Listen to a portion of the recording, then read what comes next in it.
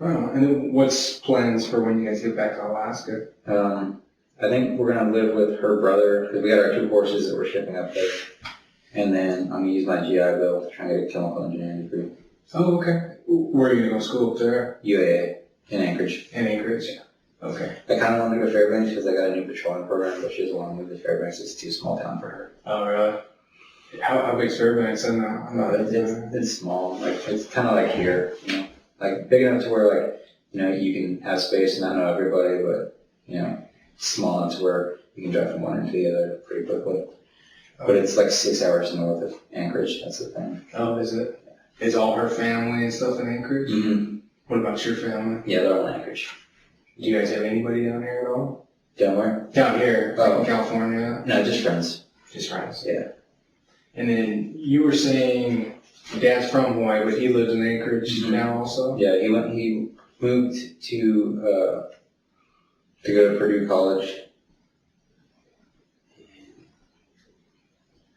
I don't remember state reason.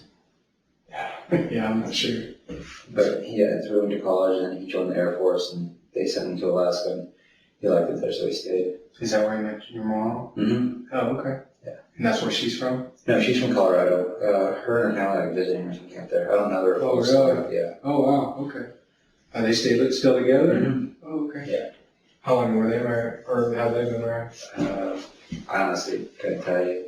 It's been a while. My brother's 25, so 26 plus years at least. Something like that. And that's older brother? Mm-hmm. What's his name? He's named after my dad, and named after his dad, so I guess he'd be Junior. Yeah. What's his middle name? E? No. Oh, okay. Maybe they go with that one. Yeah. No. So is it just you and your brother? No, it's my brother, me, my sister, and then my younger brother. How old's your sister? She's 21, 22. Oh, okay. And then you have a younger brother also? Yeah, he's a senior this year. Are they all in Alaska? Mm-hmm. Oh, okay. What are they doing up there? My brother's working at Bass Pro. They just built a new big outdoor shop. I'm not sure which one it is. Oh, cool. My sister's, she's like a medical technician. And then my little brother's in high school. So. Oh, right. And then you said you're going to go back to school. Mm-hmm. Have you gone to school down here also? No, I haven't had time. Yeah, this Marine Corps can be really busy. Yeah, okay.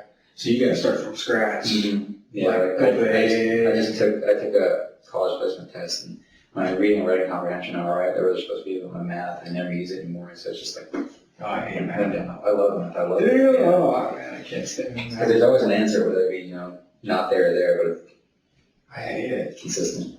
It's like a language, you know, you gotta learn it. Yeah, I guess. That's why I have calculators and computers, I guess. I don't know. I can't stand that. Okay, so you're going to go, so goal is to go through, get your AA first, or go straight to a program? Yeah, I gotta do the basic college classes because I was late to sign up today, so I'm not gonna declare my major till I get up there. Oh, okay. And when I get up there, I'm gonna find a counselor, have them point me in the right direction, and then get my bachelor's and maybe a master's, depending if I want to go back. But a lot of the oil companies up there, they require at least 1 year on the slope up north, and so I have to graduate, and then I'm pretty sure my dad will be able to get me a job up north for a while before I can actually get on with an oil company. What would you be doing? What's your goal with the oil company? Just they hire chemical engineers and petroleum engineers, and it's a really good paying job. So Yeah. I think starting for them was $110,000. Whoa. Yeah. That's a ton of money, dude. So and What's the cost of living like up there? it's pretty similar to here actually. Is it? There's some stuff that's cheaper and stuff that's more expensive, but like, because gas, we make the oil, Oh, but we have to export it to a refinery and import it because we don't have any of our own refineries yet, so it's So it costs. almost the same price as here. That's crazy. Yeah. Yeah, that's Like, if we had our own refineries, it'd be cheap. It'd be like Texas cheap. But okay. But housing's similar? yeah, housing's a lot more expensive than here. 2-bedroom apartment, I think it's $1,200 a month. Oh, okay. It's pretty, depending where you live too, it varies greatly because it's a city, it's a pretty big city. So like you'll have like the lower class area where you're paying low rent, but it's not really, safe. And you have the upper crust of the area where you're paying just a lot. Okay. You said you don't like the city though, man. You're going right back to the city. We're planning on living outside Anchorage in Shoegatch. It's, close enough where you could drive to it, but like it's outside the city limits technically.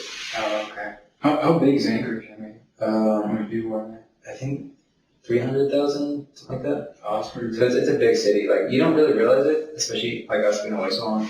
Last time me and my wife were there, we went to a bar and hung out, and she left her purse there, and she came back like 30 seconds later, and it was gone. Ah, it sucks. But like, it's kind of like, it kind of has like, you ever been to downtown Palm Springs?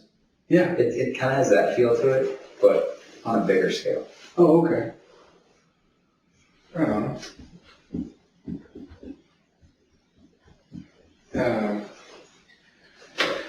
So Anchorage, 300,000. That's like, what's that size? A little bit bigger than San Bernardino, but San Bernardino's a lot.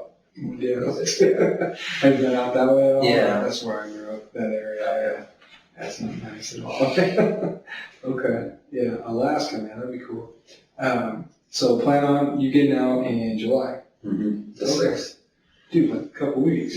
Like a week. A week, dude. How's that feel, man? Good. Oh, it's good, but like I'm rushed right now. Like I got a lot to do tomorrow because there's some paperwork that I didn't know I needed, and I was supposed to do it like 30 days ago, and now I'm doing it right now. Like normally it takes people like 15, 20 days to check out my report, I'm doing it in 2. So That's crazy. because I have to be out of my house by Wednesday. Oh, do you? Because of the holiday weekend hours and whatnot. So it's like getting the short end of the stick there. I'm like paying them for the 3 days I'm not there or something crazy. Did you guys know you were leaving? Or was... Yeah, my phone. Oh, I was like, what the heck? Dude, I thought it was like little gremlins around or something. No, What is that? it's just it's a pirate. Oh, okay. I'm like, what the heck? My notifications is telling me something. Oh, right on. Okay. Yeah, I knew we were leaving, but like they tell you to do it 30 days in advance, and that's what I did. I did it June 6th, and they're like, well, hopefully you don't get out, July 6th because of the holiday. I'm like, guess we're for terrorists, don't you? Yeah. That sucks. Dude, they're just, they're awful. Okay. Like they usually, they come and help when, you need it, but they're just like on you all the time. So you have to fill out some paperwork. So what else do you guys have to get together before you take off? Just gotta get everything out of the house, and then, because we were gonna try and have the Marine Corps move us, but I called them, and they're like, yeah, you can call us whenever you're, checking out, and we'll start moving your stuff. And then I called them last week, and like, no, you have to be completely checked out for that to happen. So, How does that work? miscommunication. Someone thought they knew something that they didn't. So now we're gonna be moving ourselves. So you guys just gotta get a U-Haul Yeah. and drive out? Yeah, we'll rent one tomorrow, putting all our stuff in there. We're gonna go up to Yucca to stay with a friend for the last 3 days. Oh, okay. Are you done? I mean, completely done with duties and do you have any other work you have to get done? Or? No, not really. Just the paperwork. I need to get my seal, my first 100% something tomorrow. So you're done, man. Yeah, like there was supposed to be a formation this morning, and I overslept, and then like no one called. I was like, okay, obviously no one cares. Oh, really? This is kind of like graduating high school. Yeah. No one really cares. The teacher's like, oh, whatever. That's cool. Okay. Yeah, that's a big part of your life, man. 6 years. Yeah, it's scary. Like, I mean, but I'm ready for a change. And my wife, she's definitely ready to get out of here. What does she plan on doing up there? Just taking care of your daughter? Or? Yeah, I think she's gonna try and find a side job, but mostly take care of her. I mean, since she's gonna be in school, it'll be easier. But the reason she's so smart is because she worked with her so much when she was younger. Did she homeschool at all, or Not like actual homeschool? not actual homeschool, yeah, but like she worked with her a lot. Oh, that's good. With Like the- bed with her and all that stuff. Yeah, Yeah, they say that definitely helps, man, with the kids. yeah, Because they take in all that stuff, you read and stuff. Right on, man. Sounds like you guys are doing real good things with her. yeah. Sounds like she's smart, man. Really smart, really, really smart. That's cool. Wow, okay. So you got a couple weeks, or a week, and then you guys are driving up to Anchorage? Yeah, How long is that drive, man? it's gonna be like we have to go there by the 17th because my buddy's wedding and I'm his best man. But we have friends in Washington, and I actually had a buddy of mine recently, and he was from Oregon, so we were up there a couple months ago. At his funeral with his family, so we might stop in and see them on the way up too. Whereabouts in Oregon? At the bottom, can't remember off the top of my head. If I saw a map, I could point out, but it's like bottom center, kind of more towards the coast. Okay. Like by Eugene or anything like that, where the University of Oregon's at? I don't think so. I can't remember. No, my memory is really, really bad anymore. Okay. Like, I'm doing on my head. Yeah. Just from fighting or? Football, explosions, it's all compounded. Yeah. I can I probably really won't, unless it really sticks, I probably won't know what our competition was about. I talked to the other officers the other day, and I was like, what did you guys talk about? I was like, I don't know, let's just ask some questions. Unless it's an impacting event that sticks, I don't remember. Okay. And then you said Washington? Do you have people in Washington also? Yeah, one of my wife's best friends, she was down here with us for a long time. They left it last year. She lives in Washington with her husband, so we're going to see them for a while. Oh, right. Where in Washington? I do, it's only take my time.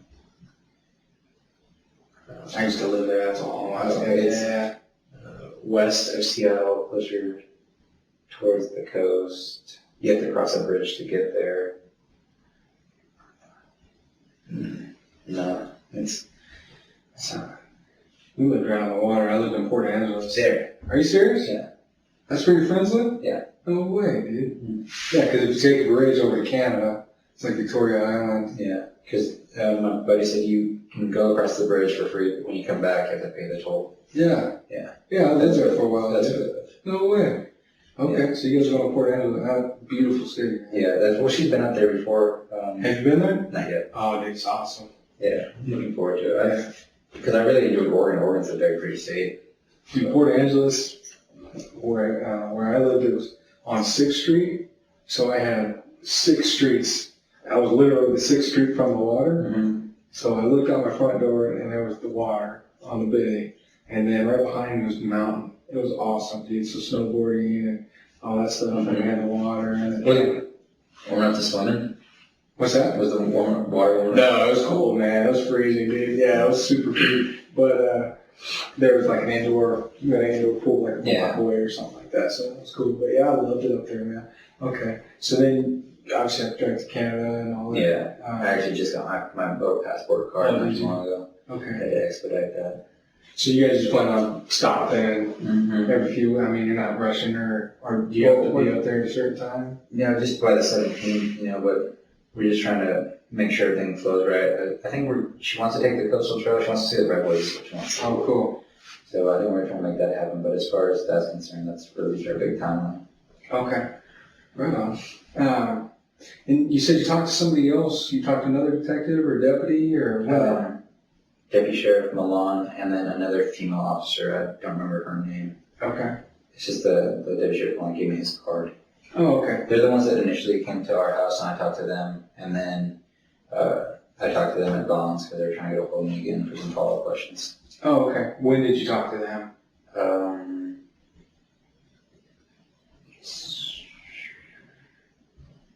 Sunday. And Saturday, I think. Oh, they talked to you both days? Yeah. Okay, what were they saying? Well, the first day they asked me, they're like, hey, you never went missing.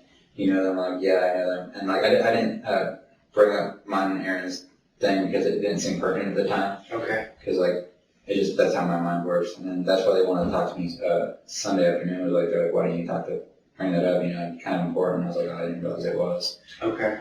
So then I talked to them that day about stuff like that. And that's when they told me that they said, I got a report that someone had seen it Erin Saturday night, which is impossible because I was home most of that day.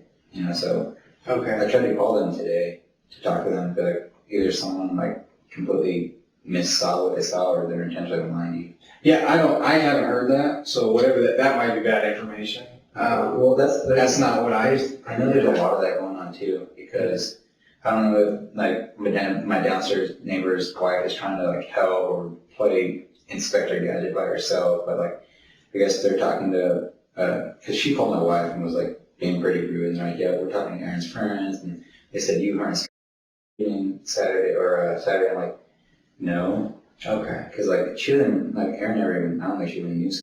Well, let's back up to when you first met your neighbor. All the rumors. Like I said, I'm not really sure. Some of this I hadn't heard that you were seen with anybody. Mm-hmm. I just know you guys are neighbors, so I'm trying to get how you guys met, that type of thing. Kind of talk about the relationship. I know you said there was something, a relationship that you didn't tell me at first, but we'll just start from the very first time that you met. What's your neighbor's name? Her first name? Erin? Erin, Yeah. okay. Do you know, what's their last name? What's the last name too? Corwin. Corwin. Okay, so it's Erin and John Corwin, and they're your neighbors? Yep. Okay, and they're married? Yes. Okay, and when did you meet them? I met her, she moved in before he got back. We didn't really, like, it was just kind of like, hey, you're the new neighbor, what's up? When was that? I honestly don't know. I dates, like, if you could ask my wife, she's like my treasurer and gatekeeper. She's like my... Was it like a month ago or a year ago? It was a while ago. It was Okay. a long while ago. And then, like, didn't really have any interaction with her until I got back from Okinawa. And then, you know, we talked to, me and my wife went over there and hung out with him and his wife and some of their friends. And then, like, I was having a really hard time adjusting back to the last appointment for some reason. Mm-hmm. And, like, my emotional state was, like, I didn't get fucked with anything. Like, I was just kind of falling apart mentally. And I guess that she gave off, like, some kind of, like, she was, like, in a bad relationship. And she said her husband was beating her and choking her. And, like, she was scared for her life. And, like, you know, man, fix that. So I just, like, being in the state I was like, okay, well, I can fix this. And then, you know, broken pieces fix each other, so we just kind of started developing a bond that grew stronger. And then over time, you know, we started getting closer, having longer conversations. And then we kissed a few times at her place. And then my wife, she found out and she blew up and she told me. And I guess I wasn't there when they actually confronted her, but she'd been lying to me, lying to everybody, to her friends. Who confronted her? My wife. Okay, so I was there. Thank you for calling. Okay, so I don't remember where I was. what? So her husband's name is John, Yes. and he came back from a deployment. Like he was in Okinawa. Yes. Do you know how long he was deployed? Probably about 6 months is the standard. Is that standard? Okay. And again, if I'm asking you some of these questions, I'm sorry, man. I just wasn't ever in. It's just like I really, unless it was like really recent, can't give you dates. No, that's fine. So was it recent when he came back? Was it this year? No, it was a while ago too. Like, okay. Me and Erin didn't start actually like talking until like probably a couple months after he got back from deployment. Okay. And you don't know the time or no. How long have you known her? If you had to take a guess, more than 6 months. Yeah, more than 6 months. Probably more than 6 months, less than a year and a half. That's okay. because like, well, this is like because I've been really busy. When I took off the rifle range and got thrown back into my leadership position, I wasn't planning on leaving Marines ever again. And like so, I just swamped like crazy busy. Like responsibility is way above my level, and so that all came together. So my sense of time is skewed. Oh, okay. It's like by range, like. No problem. Okay, so you guys started. You never hung out when he was on deployment. Mm-hmm. Okay, so on deployment, he comes back, and then is it like parties or I mean, when does that start? When do you guys start back? hanging out? It was like this. Probably a couple months after you got back, I think. I guess it kind of their relationship. Did you mind if I close the door? That's fine. Okay, just when people walking around. Yeah.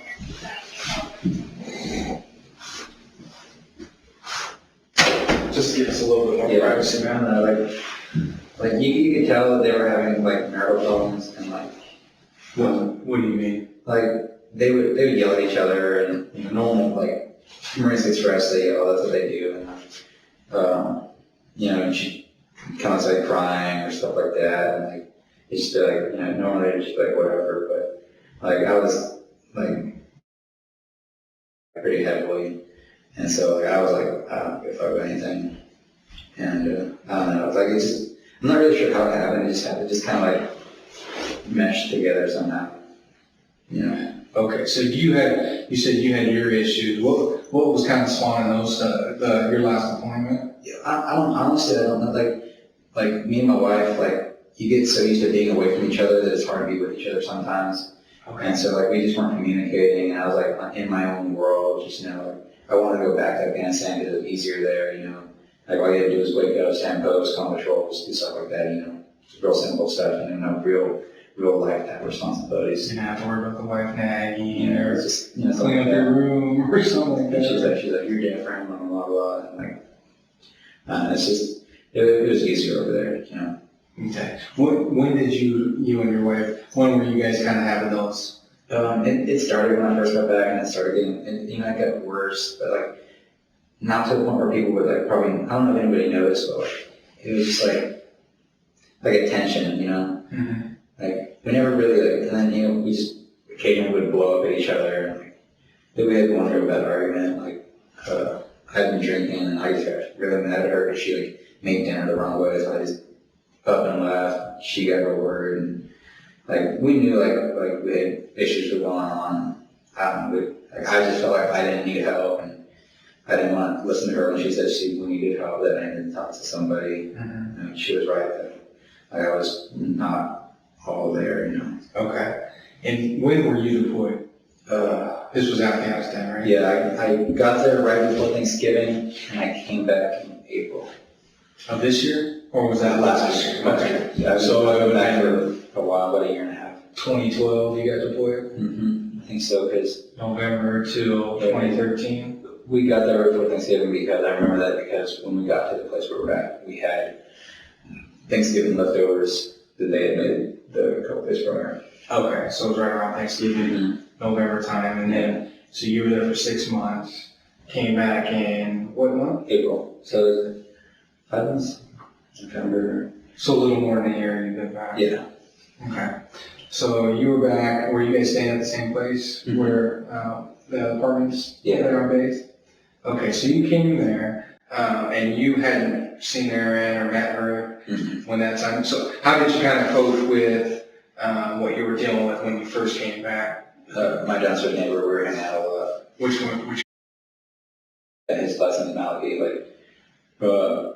drinking pretty heavily, but we were just hanging out a lot, doing guy things. I was trying to get my Jeep together. Mm-hmm. That was another thing. There's an hardware shop. We're actually fine on a battery. I would complain with them, but they gave me the runaround hard. Oh, did they? Yeah.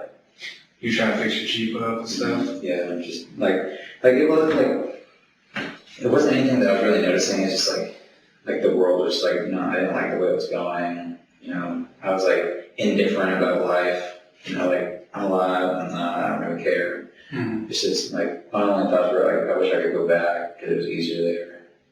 It's kind of hard for me to explain. No, absolutely. Yeah. I mean, like I said, I can only imagine what you had to deal with over there. Like I said, I haven't been over there, but it'd be very difficult. I know, you're training yourself one day as a Marine, to go over and do a job, and you don't have to worry about the other outside influences or whatever it is, and you come back and realize that you got a wife, you got a daughter, and it's a lot of pressure. It's weird because you're there and you miss someone a lot, and you come back and it's it's not the picture perfect thing you had in mind, and so you don't get upset, but you're just I don't know, it's weird for me.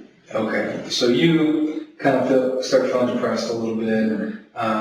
You're drinking, and then you guys start hanging out like as couples, or how does that work? Yeah, well, like when he first got back, we were hanging out with him as a couple, and she was into horses like my wife, so we'd all go to the horse rescue together and hang out up there. We'd ride horses and talk and do stuff. Her husband wasn't really into that, so he wouldn't come with us. Okay. And I don't know, that's it. That's just kind of what we did. So you guys have horses. Does she have a horse also, or She gave it up a couple weeks ago, actually. Okay. So she gave up a horse a couple weeks ago. Mm-hmm.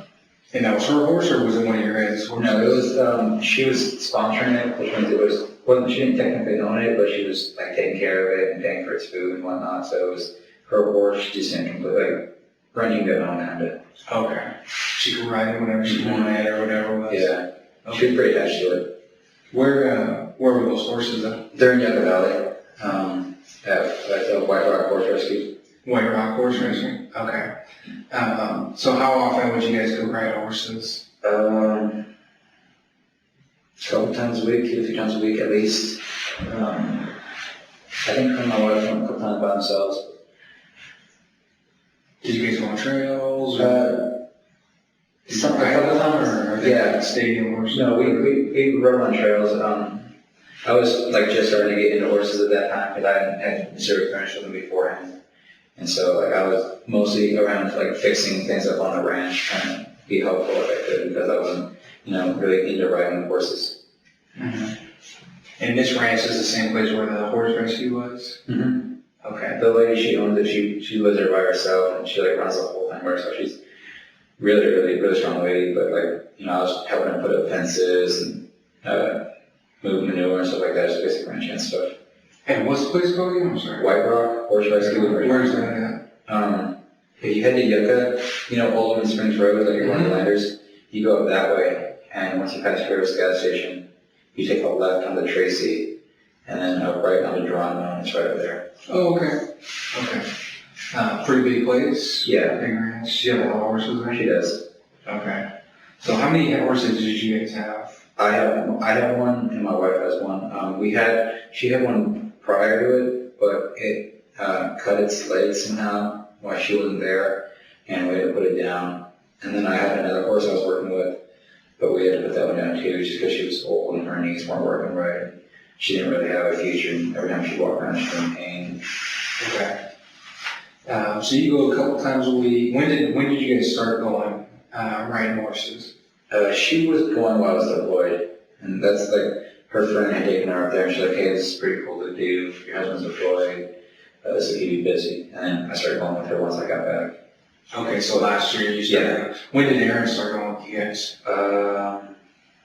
Probably a couple weeks, maybe a month after she got back, because they're from Tennessee, and she had horses when she was younger, and she's like, "Oh, this is pretty cool." Okay. So that was her interest in it. Okay. So you guys take on a couple times a week, 2 or 3 times a week, or was it like a set schedule you guys would No, go? not really. Just whenever I had time, whenever work would allow it. Because a lot of the time I'm working 10, 11-hour days. So, if I got up early or if I could get away, we'd go up there. Okay. And usually it was your wife, you and Erin? Not usually, but occasionally. Usually just me and my wife, but she'd either come up there on her own or in her own vehicle. Okay. And did you and Erin ever go by yourselves? No. Okay. So usually your wife was always with you when Erin was there? Mm-hmm. Okay. And then, so you guys would ride the horses, take care of them, do whatever. But you guys hung out. Yeah. Did John go with you guys ever to the ranch? I think he went once or twice. I'm not 100% sure. Okay. This time he didn't. He wasn't like super fond of the place. So. Okay. And then, so. Oh, before I forget. Yeah.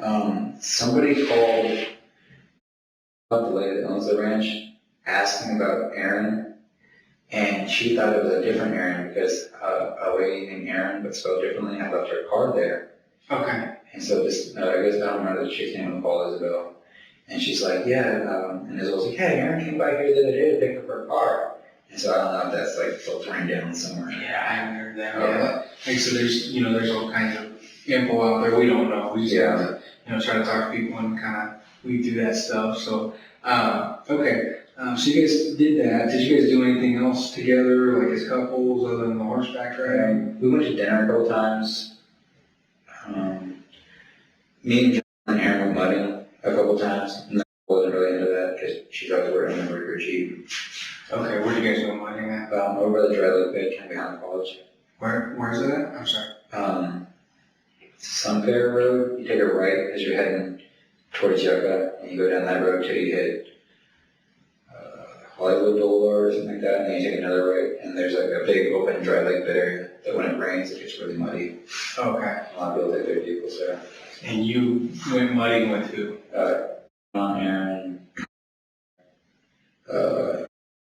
was there.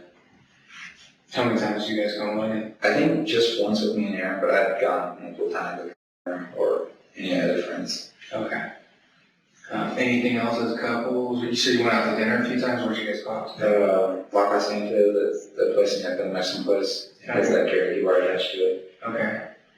Any other places that you guys went to? I don't think so. Just like one place. I think that was like after we went to the ranch or something. Okay. We went there. Okay. And then you said that you guys started hanging out more. What kind of drew you more towards Erin? I'm really not sure. We used to watch The Walking Dead together, Okay. and we used to do that as a couple. And I had missed a few episodes, and I guess she wasn't into it. So the first time we actually really hung out together, we were playing Halo over at John's house, and they were watching The Walking Dead in mine. Who was playing Halo? Me and Erin. Okay. And then and your wife. And I think my brother were watching The Walking Dead. Okay. So you guys were playing Halo. When was that? Do you remember I don't know. how long ago it was? Whenever The Walking Dead was on, that's my only real reference. Okay. So we could check that. Like when there were new episodes Yeah. on Netflix or anything like that?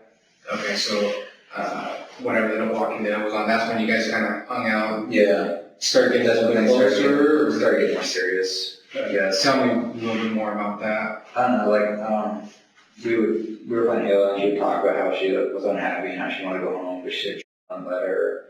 And I don't know, just like stuff that, like, I guess now I'm thinking about it kind of makes sense, but not really. But like at the time, I didn't care. It was just like she was like a change from reality, like something outside that I could focus on that wasn't, the monotony of, being back in my normal life. Mm-hmm.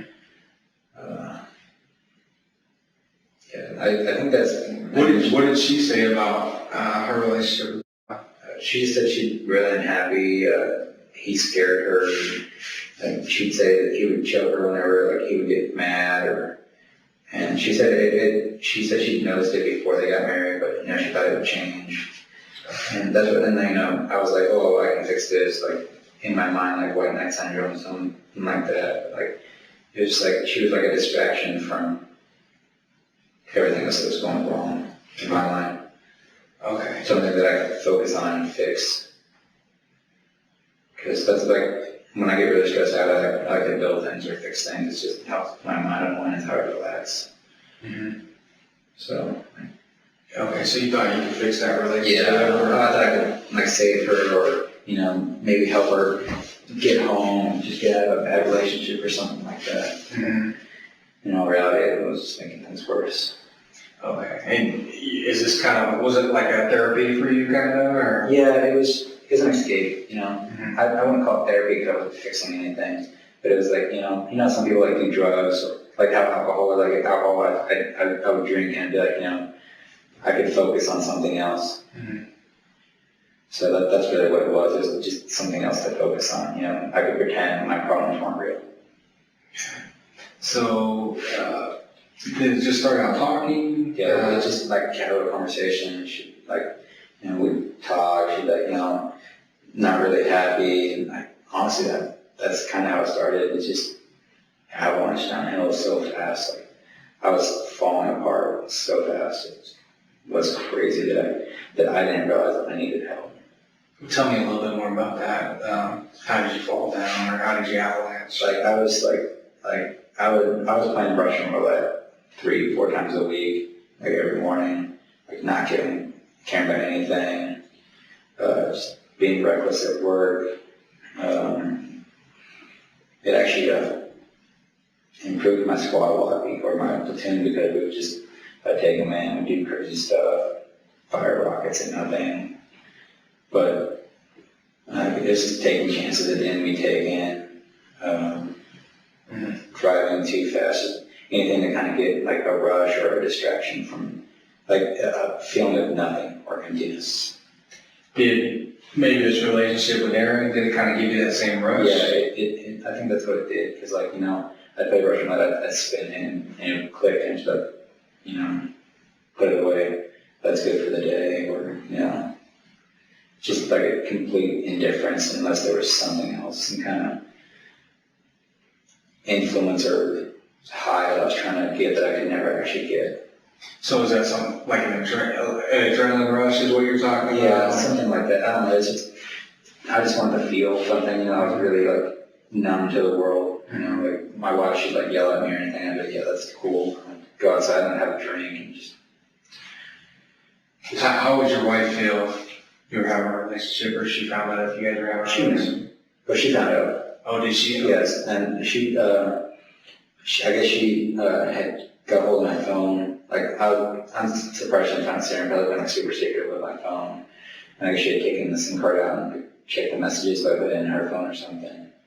And so she got really upset and was crying. And she told they confronted Erin. I wasn't there when they confronted her. I don't remember where it was. But I guess she had been lying about, you know, him being abusive. And then she's like, and he was like, you know, I was just defending myself. She was the one that hit me first and all sorts of stuff. Like, my wife would be the one to give you more information on that because I wasn't there. Okay. But I guess she had been lying to me. She lied to her friends. Lying to you about what? Like, you know, she was in a bad relationship that was all. She would tell me that like they were in like a super amount of debt and all the money and spend all the money. And like, I really don't know if anything she ever told me was true or not. Because like as soon as everyone found out, I just stopped talking to her. How long ago did that happen? A month and a half ago, 2 months maybe. It seems like forever ago. It really does. Just because like I was in like such a bad state. Like because me and my wife started going to marriage counseling after that. It really seemed like it was a long time ago. Mm-hmm. Just actually the whole like past like 6 months of my life, I'm just hazy, almost dreamlike. It's weird. Okay. So the relationship started, you guys are playing Xbox, she's telling you about her relationship.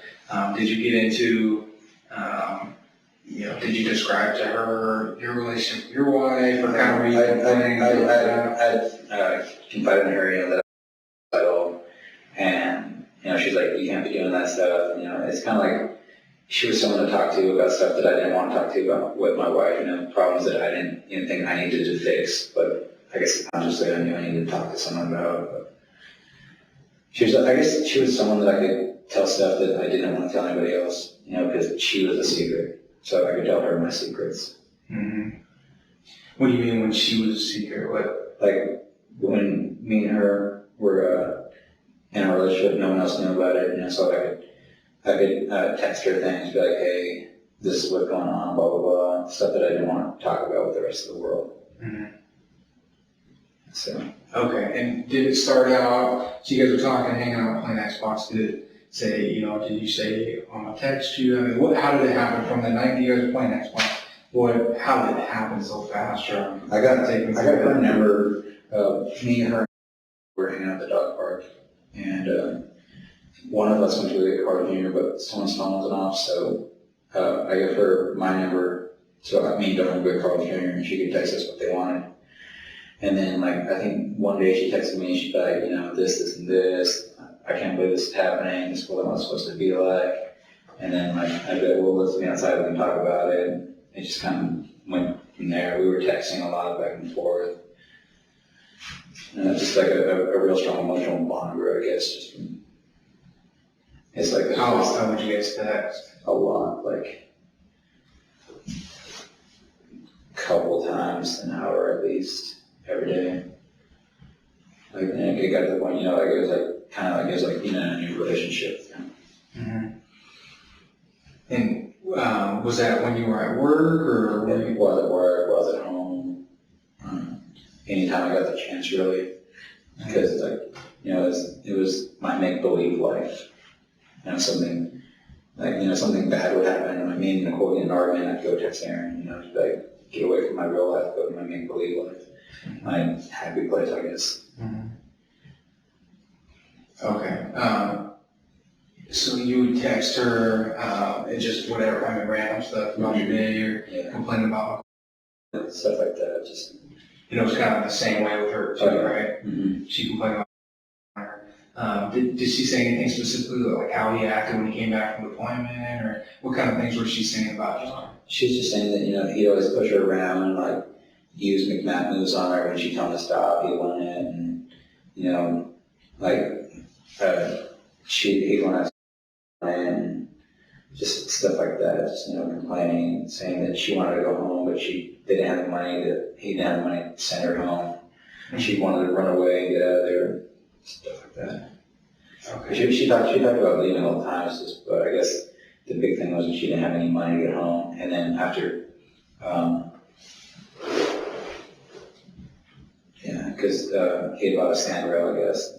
She was like, he spent a lot of money on a sand rail, and she said that he'd been lying about where he'd spending the money and stuff like that. So, Okay, so he bought a sand rail yeah. without telling her or something? I guess. I'm not sure if he told her or not, but I know that she bought it because I guess before they met, she was living on her own. She had her own money, and she used her money to move out here. Mm-hmm. He wanted to send her back and stuff like that. Did she ever say she wanted a divorce or anything like that? Did she talk about that? She talked about leaving, but I don't know if she was like, she said she was scared to divorce him, but I don't know what that meant. I never really got in deep into asking her about that. She mostly talked about getting out of there, going back to Tennessee, going somewhere else. She said she wished she never got married. She didn't get the wedding she wanted. What kind of wedding did she? She's, the big traditional style wedding. Mm-hmm. The funny kid. Do you know where they got married or what they did, or did she ever tell you about it? She did. I think she said a small kind of ceremony. I don't really remember though. Okay. Did you guys talk about like each other's marriages a lot, or was it like Mostly her telling me about how she was unhappy and scared her. But I don't know if she was lying to me or not, because from what they told me when they confronted her, she was the one that was hitting him first and always yelling at him. I don't know. So. Mm-hmm. And then you said it kind of grew a little bit. So take you to the point where you guys are talking, or you're playing on the Xbox, you're talking on the phone. It sounds like you guys are still texting. Where does it get to the point? I mean, because it's it's a line that you're kind of jumping over when you start going to kissing, or when did it become physical? How long ago? We weren't physical very long, maybe a couple weeks, until my wife found out. She had texted me, she was really upset about something, and she took her dog for a walk and she was crying. I don't really remember what she was upset, I think something said. But I went down there to talk to her, and I was I don't remember if we kissed that night, I don't think we did. But that was the first night that we talked for a really long time by ourselves. And I think the next day I went to work, and I came over to talk to her, and we kissed on the couch. I think we kissed when we played Xbox 2. That first time? I think so. But like I said, my emotional mindset was just it all kind of blurs together. Mm-hmm. Okay, and when you're saying kiss, I mean it's like a peck on the cheek, or on the No, it's like a new relationship, like a passion kiss. Like making out. Yeah, just but I don't know, it didn't really feel right. It just kind of felt indifferent. At that point, I think I was realizing that this wasn't gonna fix anything. I just, with whatever, I just wanted to keep it going, trying to save my make-believe life. But okay. So the first time you guys were playing Xbox, who initiated that kiss? it was a real mutual thing. Okay. It wasn't someone did something or something. It was just kind of playing Xbox and kind of looked over, and then someone paused it, and then we just started kissing. Who paused it? I don't remember. Okay. But and then we stopped, and it was kind of well, that was kind of weird. And then I went back to the house, and then we talked about it over text, and it was well, it wasn't that weird, I mean, how was she with it? Okay with it? Yeah, she was okay with it. She was, I think we were both kind of like surprised that it happened, but okay with it at the same time. Mm-hmm. Okay, so that happened. You guys were playing Xbox, and then when was the next time?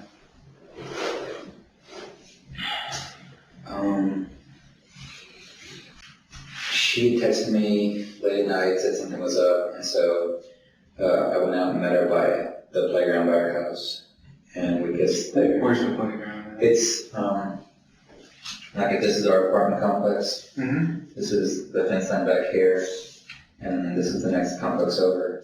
The playground is like right here. So. Is it by the school? No, it's The opposite way. kind of like you can almost see it from my cul-de-sac if you guys step out far enough. It's like baseball distance thrown, 150. If that, no, probably not that. Yards. So she told you something on the text. What did she say on I that? think she said she couldn't sleep, or to fight that night, something. That's always what we talked about. Was just like, I wasn't sleeping well either. And so she asked me to meet her out there, and I did. And we talked about what was going on. Every conversation just we ended up talking about how she wasn't happy, how she wanted to leave. Mm-hmm. I kept telling her, like, just do it. She's like, I can't, blah, blah, blah, blah. So that was probably her lying to me about how, because I'm sure she wanted to leave, but I'm sure she could have even did if she wanted to. So why do you think she was lying? Huh? Why do you think she was lying to you? She was lying to everybody. Because when she was telling me that I was hitting her and choking her and she was scared for her life, she was hitting back. She never told me that. She never told me that she was yelling to. She was making him out to be the bad guy. Yeah, that's when she was villanating him, trying to make him this evil figure in my mind, when I don't think he really was. I mean, at least not to the point that I'm sure they had their arguments, but I don't think he was like to the point of what she was saying. But I don't know their actual internal relationship, so. Okay. So you guys met out at the park, like what time at night would that have been? It was late, it was like 2 in the morning, something like that. Okay. Where your wife was in the house? Yeah, no, I was sleeping. Okay. Did she ever catch you going out or sneaking out or anything like that? Or She was really mad at me the night that Erin was walking her dogs and crying after arguing, because I guess I was there longer than I thought. And she was like, she knew you were talking to her? Mm-hmm. Okay. Yeah, she was like, why are you out there so long? And I was just like feeding her some bullshit. What were you telling I her? was like, well, I was telling her like that she was crying and stuff, but my worries out there were to comfort Erin, not that, and like, just stuff like that. Like, she was starting to get suspicious, I think, at that point. And because I'm usually not real guarded about my phone. I'm on it pretty constantly because of work, and I have games on those, but I had like 6 different passwords on it, and like all sorts of things. And she knew you were being more guarded about the phone? Yeah. I thought I was playing smart, but can't outsmart the way. So you had 6 different like passcodes? Yeah, I I had phone or something? I had my lock screen, an app lock, an app that locked my phone, like all sorts of stuff. So when you guys talked, was it primarily text message or was it any other apps? No, it's primarily text message. Okay. Do you guys have like Facebook or I don't have a Facebook. Twitter, Snapchat, any of those kind of like what are the other apps they use nowadays? What is it, the Kick app or whatever it is? Or I'm not really into the social media thing. yeah, I don't even know if those are the right names or anything like that. Okay, so you don't have Facebook. Do you have Twitter or anything like that? Instagram? No. Okay. Do you know if she does? I don't. I'm actually sure that Facebook, I'd seen on it, Okay. but I don't know if she has a Twitter or an Instagram or anything like that. So. Okay. So you talked just primarily text messages and phone calls? Very rarely. Okay. Like calling, we never really called each other. Okay. You didn't want it to show up? Yeah, on your bill? it was that, and it's just like, I talk to her around a lot, so calling on the phone, it wasn't opportunistic. Oh, so you were texting. Who did you think you were texting when you were on your phone or I don't know. Honestly, she probably knew us. Sometimes I thought I was texting Erin, unless the conversation was casual. But Like sometimes I tell her I was texting someone else, or she'd be like, "Who you talking to?" Now I'm talking to Connor, or I'm talking to my sister, or anything like that. Did she ever say, "Let me see your phone," or did she get jealous like that? No. Okay. You said she found out, or she got? She was getting really suspicious, and I guess what she did was she took this SIM card out of my phone and plugged it into the computer and accessed my text messages through that. Okay. What kind of text messages did she file? Just like, hey, I love you, I'm glad we're seeing each other, stuff like that, because like, I thought I was in love with her, but like, it was just that make-believe life that I was in love with, that not normal daily routine. Yeah.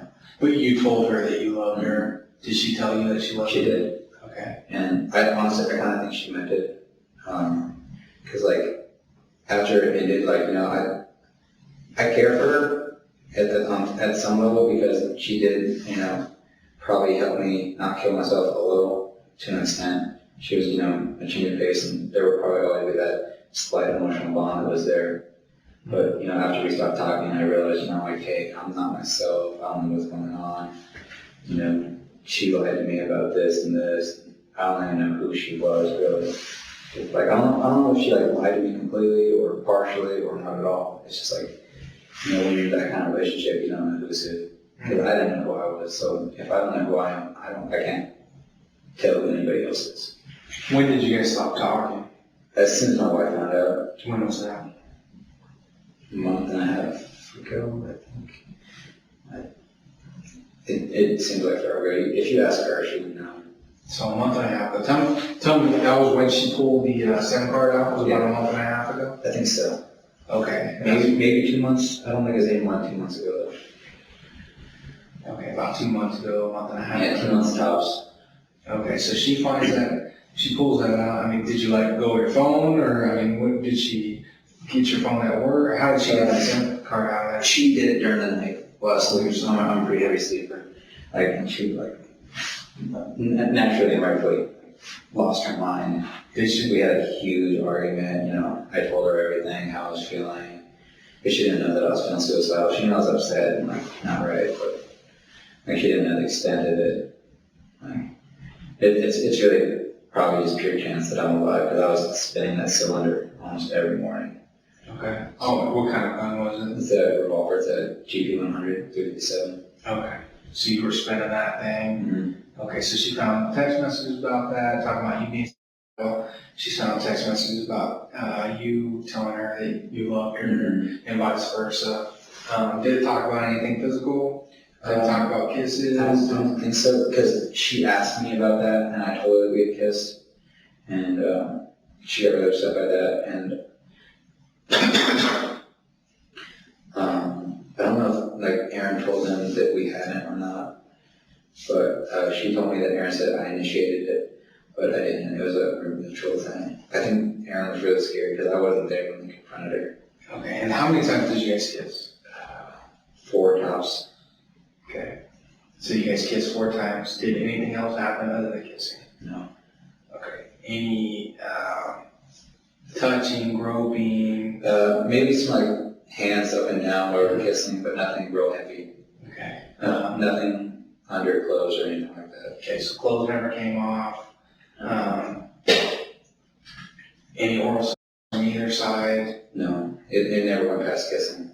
Okay. Never had any type of intercourse with her? No. Okay. So tell me the farthest that you did with her? The farthest we went was making out and hands moving across each other's bodies, just kind of basic new relation exploration type stuff, when you kiss somebody, you move your hands around, you pull them closer. That's as far as we ever got. Okay. So just kissing? Yes. And just kind of touching and moving. Okay. Did you ever take clothes off around her? I was shirtless around her, but that was at the ranch and stuff, never while we were by ourselves. Okay. Did she ever take her clothes off around you? No. Okay. And when you guys were hanging out, was it during TV episodes, or was it during the day, or when were you guys able to hang out? When did these make out sessions or whatever happen? Most of them happened in the morning after John would go to PT before I would leave for work, because since I was in charge of a platoon of Marines, I had a more relaxed morning schedule. I could do my own thing. And my wife's not a morning person, so she's not up till like 9 or 10 anyways. So I would wait for John to go to work, and she would text me, come over and give her like a morning kiss. That only happened a few times before everybody actually found out. Okay, so John would go to PT at what time? Early, like 5:36, something like that. And then you had to go to work at what time? 8, maybe you had to be in there in the office by. Okay, so between 5:30 or 6, you get a text message. What would it say? Just say, come Be over? like, hey, come over, or something like that. That only happened a couple times. There was the Xbox time, and then by the park, and that's really the only encounter we had, because our relationship hadn't, like, it was like just starting to get to that point when everybody found out. Okay. Is there going to be more than 4 times that she's texting you in the morning, like around those 5:30, 6 o'clock in the morning? I mean, is there going to be more text messages, records or whatever if we find that? I'm not sure. There probably will be, but I can't honestly remember like every moment that we texted. You guys texted pretty frequently? Yes, very frequently. What time would you normally wake up in the mornings? 5:30 or 6. Usually wake up. Sometimes I'd go PT on my own. Sometimes I would just hang out in the morning and get ready for work. Okay, so you wake up about 5:30, 6, and what time do you go to bed usually? Midnight, 1, maybe later. I wasn't sleeping a lot, so. Okay, so normal day is, kind of take me through a normal day. You wake up at what time and then just kind of take me through a normal Normally day? I wake up 5:30 or 6. I'd either go PT or not, depending, because my knees, they hurt a lot, depending on how I was feeling. And then I'd go into work about 8. I'd be in the office, taking care of rosters, range, and doing all sorts of just, leadership type stuff. Come home for lunch from about 11:30 to 13, and then go back to work till 16, 17, and come home for the day. Okay. And then when you got home from the day, what was your kind of nightly routine like? Come home, change out of camis, help with dinner, maybe relax, play some video games, maybe not, have a drink, and then just basically get ready for bed. And so you went over, if you went over to Erin's house, it'd be in the morning. Mm-hmm. Did you go over there during the day or at night? No, not usually, because I was there, so if I went over there during the night, it would have been either to see or if me and there. Okay. But when you hung out with Erin primarily, what time was that during the day? It's usually like hung out. I'd see it in the morning, but we usually hung out like either after work or off work hours. What our each other's mutual spouses were doing something.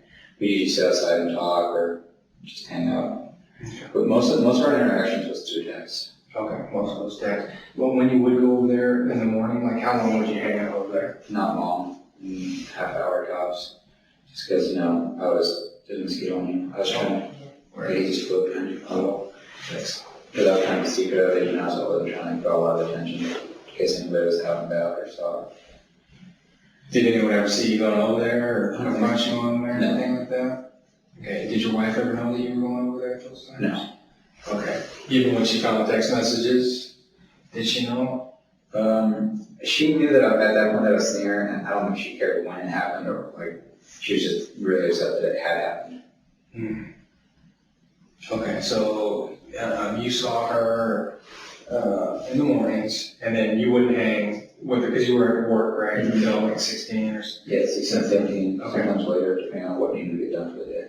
And then as couples, you guys hang out at night or something? Not usually, but like occasionally we would. It wasn't a regular thing.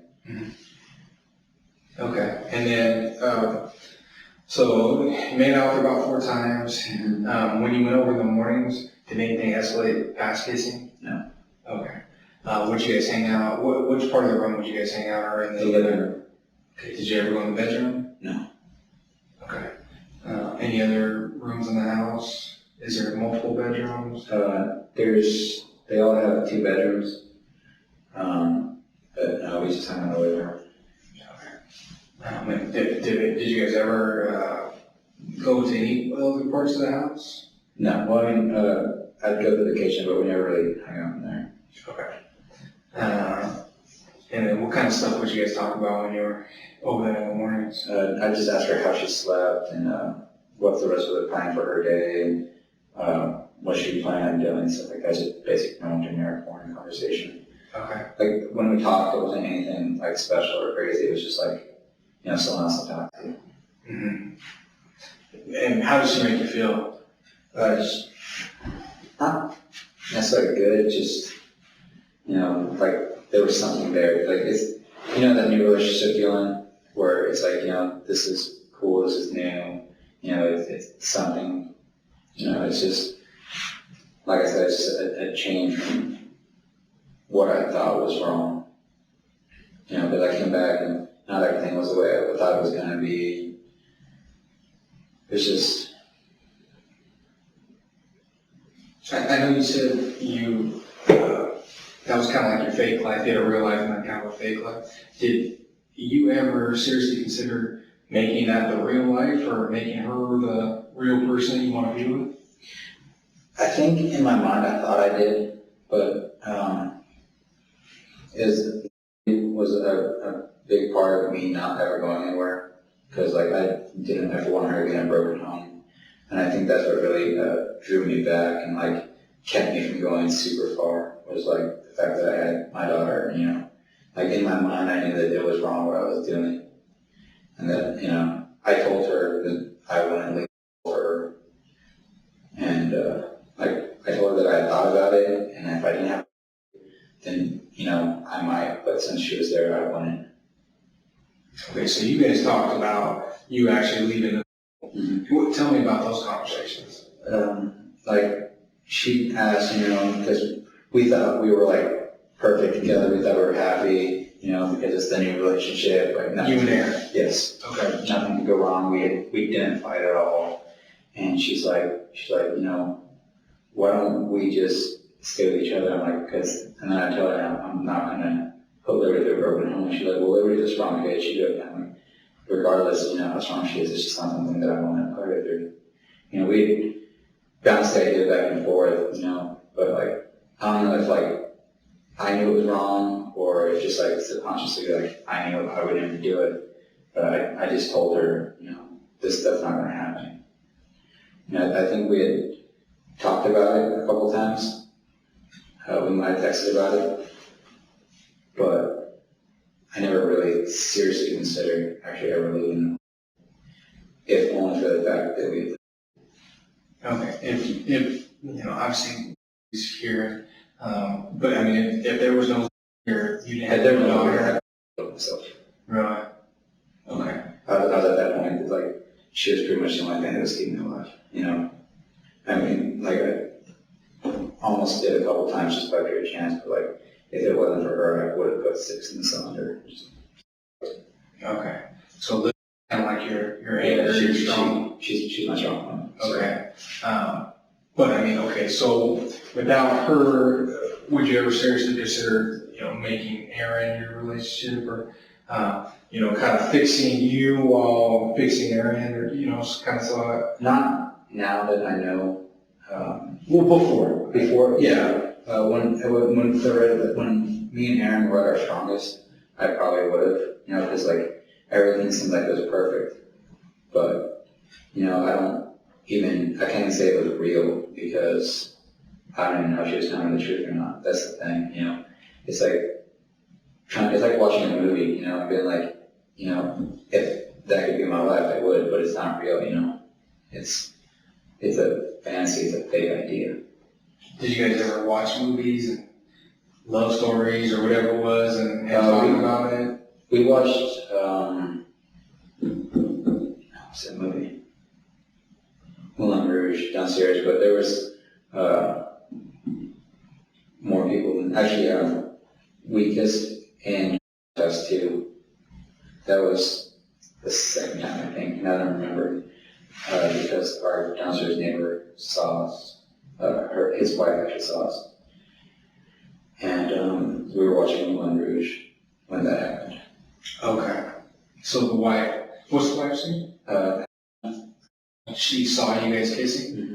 Were you on the couch? Or? Yeah, we were on separate couches, and then as the movie had progressed, we moved to one couch where I was sitting below her on the floor, trying to act casual as you could be, or you're, trying to get close to somebody.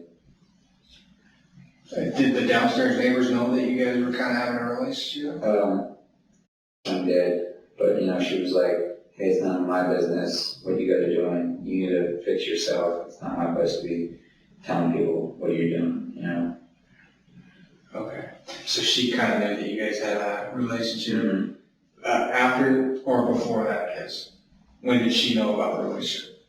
She saw it, and then she asked me what we were doing, and I knew she had saw us, so I told her, and she was like, well, it's not my place to, be telling people about your business, but you need to think about what you're doing. So she was basically telling me that I should stop, but that she wasn't going to say anything to anybody. When did that happen?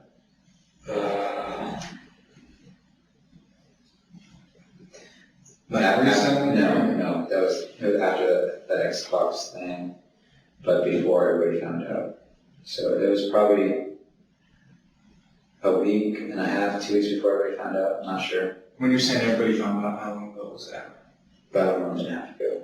So our relationship probably started about 2 months ago, and then kind of progressed it from friends to like social buddies to like an emotional closeness, and then real briefly we were kissing, and then everybody found out, and then that was the end of it.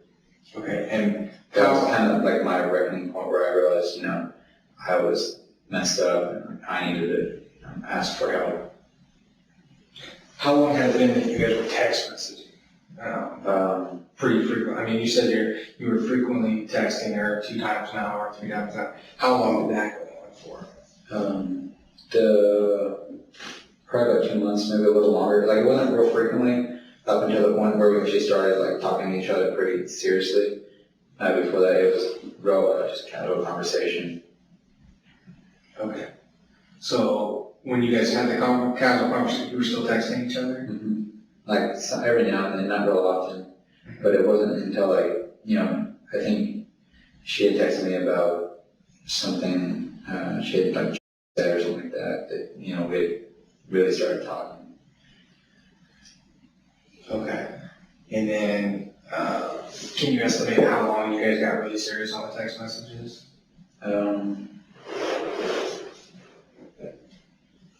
Not really, a month maybe total. Like it just, like I said, it just really seems, it kind of blurs together. Because like that whole time I wasn't really thinking straight about anything. Just really focused on work and just trying to not focus on everything else. Mm-hmm.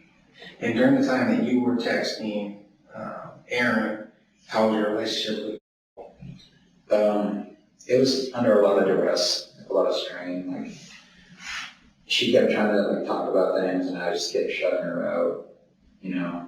Like because in my mind I was like, why do I need to talk to her? I can talk to Erin. There's nothing wrong with my marriage. I gotta fix this one. I got my make-believe life. It's just, and she kept trying to get me to open up, and I just kept shutting her out. But getting to the point where I was shutting everybody out. I wasn't talking to my parents anymore. It was just getting bad. And then what was like the physical life between you and your wife? Were you still having sex? Yes, we were. We've always had a pretty physical relationship, and for her, it's like a de-stressor. So even like if she was mad at me, we always had a very good life. Okay, so it was pretty frequent. I mean, yeah. How many times were we talking a week? 2 times a week, maybe 3 if it was a good week or a bad week. Okay. So, I mean, has that ever changed in the time you were talking to Erin, where you stopped having sex with your wife? No. Or, okay. So it's been pretty. Well, we stopped having sex a while after she found out that she was really mad at me, and she didn't trust me, and she didn't want to be, she didn't want to have me touch her because I kissed another girl. That was a really big deal to her. And so, I think like a week or 2 we had stopped having sex. And we had How long ago was that? a couple weeks, so a month ago-ish. So, but like, you know, she said I need to earn her trust back and need to earn the right to touch her again and be a good husband and stuff like that. And that's why we started doing the marriage classes. So a month ago, that's when you stopped having sex? No, we had stopped having sex for like a 2-week period, if that. It was right after she found out that I was talking to Erin. So, like if you need like better dates, she'd be the one to ask. She remembers like everything like that. Okay. So there was a couple week period where you guys stopped. She said she didn't trust you. Yeah. Because you kissed Erin. Mm-hmm. Did she think that you guys did anything else? No, I told her we didn't, and she believed me. It's just that kissing is a really big deal to her. It's just like, you know, actually physical contact in general with her is a huge deal because she's not a real like social person. Like she doesn't hug people. She doesn't like hold hands with her family. So like physical contact with her is a huge deal. Okay. Did Nicole accuse you of having sex with Erin? No, she asked me if I had, but she never accused me of it. Because I told her we hadn't, and she believed me, so. What made her believe you about having sex? I honestly don't know. I told her we didn't, so. I mean, I'm sure in the back of her mind she probably suspected it, but she never, like once I told her we didn't, she knew that was it. Okay. So that was about a month and a half ago or so. Give or take, yeah. Okay, when she found out, tell me how your relationship with Erin went. Describe that for me. It just stopped. So, like, she found out, my wife, she took my phone for a while, and she was holding on to it. And so, me and Erin just, you know, stopped talking. Okay, so that was how long ago? Month and a half ago whenever we found out. So it just like ended. Have you talked to Erin since that day? No. Like I'd see her now and then outside, but we don't exchange words anymore. Okay. So in person, you haven't met with her since then? No. Have you gone to her house since then? No. And have you texted or used any other type of app to communicate with her since then? No. Okay. So a month and a half ago, what was your last contact like with Erin?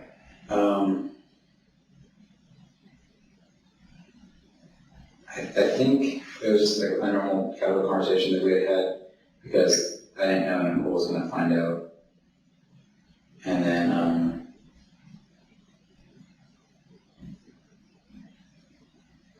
she found out, and then she wanted me to talk to her, but we never ended up doing it. And so my last conversation with her was probably good night, sleep tight, that was our thing. So. And do you know what day it was or I don't. time or No. what time did you guys usually text each other good night? Midnight around there, depending if someone was tired or someone was awake. Okay. So that was about a month and a half ago? Yeah. Okay, no contact since? No. Okay. When was the last time you actually saw her? I think last week, she was outside or she was, I can't be real sure, but I think that's the last time I remember seeing her. Because she stayed inside a lot, especially after everything blew up and went down. She was inside a lot. I think she was afraid that it was in front of her again. Because from what I gathered, like it was when they confronted her, it was pretty bad. Like she was trying to like light her way out of it or something. But I wasn't there when it happened. Okay, do you know when that day was when they confronted her? Mm-hmm. I think he would, but Was there also? I think so. Yeah, he was there. Was there? I think I was there. Okay. So were there when they confronted Erin? Mm-hmm. why did your wife confront Erin? She wanted to clear the playing field, understand everything that was going on. Because she got my side of the story, I told her what had happened. I think she wanted to get Erin's half. Because I told her what we were talking about and stuff like that. And my wife, she saw all the text messages. And so, when someone does something wrong, you tell them they did something wrong, and that's the why they did it. She's not a confrontational person, but she will let you know when you've done wrong, if you've done wrong. And what was the outcome of that confrontation? I think she told them that I had kissed her first. They had found out that's when they found out that she was lying. She lied to me. She was lying about what I was doing. She was lying, I guess, to her friends, to everybody else. I don't really know because I was trying to, it's a really soft, sensitive subject for me. So I was trying to avoid the conversation as well as I could and hold her brain up. Because I was picking up pieces of everything that I had done. Okay. And so you saw her last week. Did you know what day that was? It was the middle of the week, I think, because I've been on leave from the 9th to just last Sunday. What kind of leave is it? It was just annual leave because I was supposed to be working up at the ranch helping them fix things and get our horses ready to move. But my Jeep stopped working and then my wife's Jeep stopped working, so we hadn't had any way to go anywhere. So just a really bad stint of luck this past month. It just seems like every time me and her trying to move or leave or somewhere, our first apartment, 2 months before I deployed, because the owner of the original apartment, I guess, wasn't paying the bank and he just split and they kind of fined him, so he used to pop a lot of money.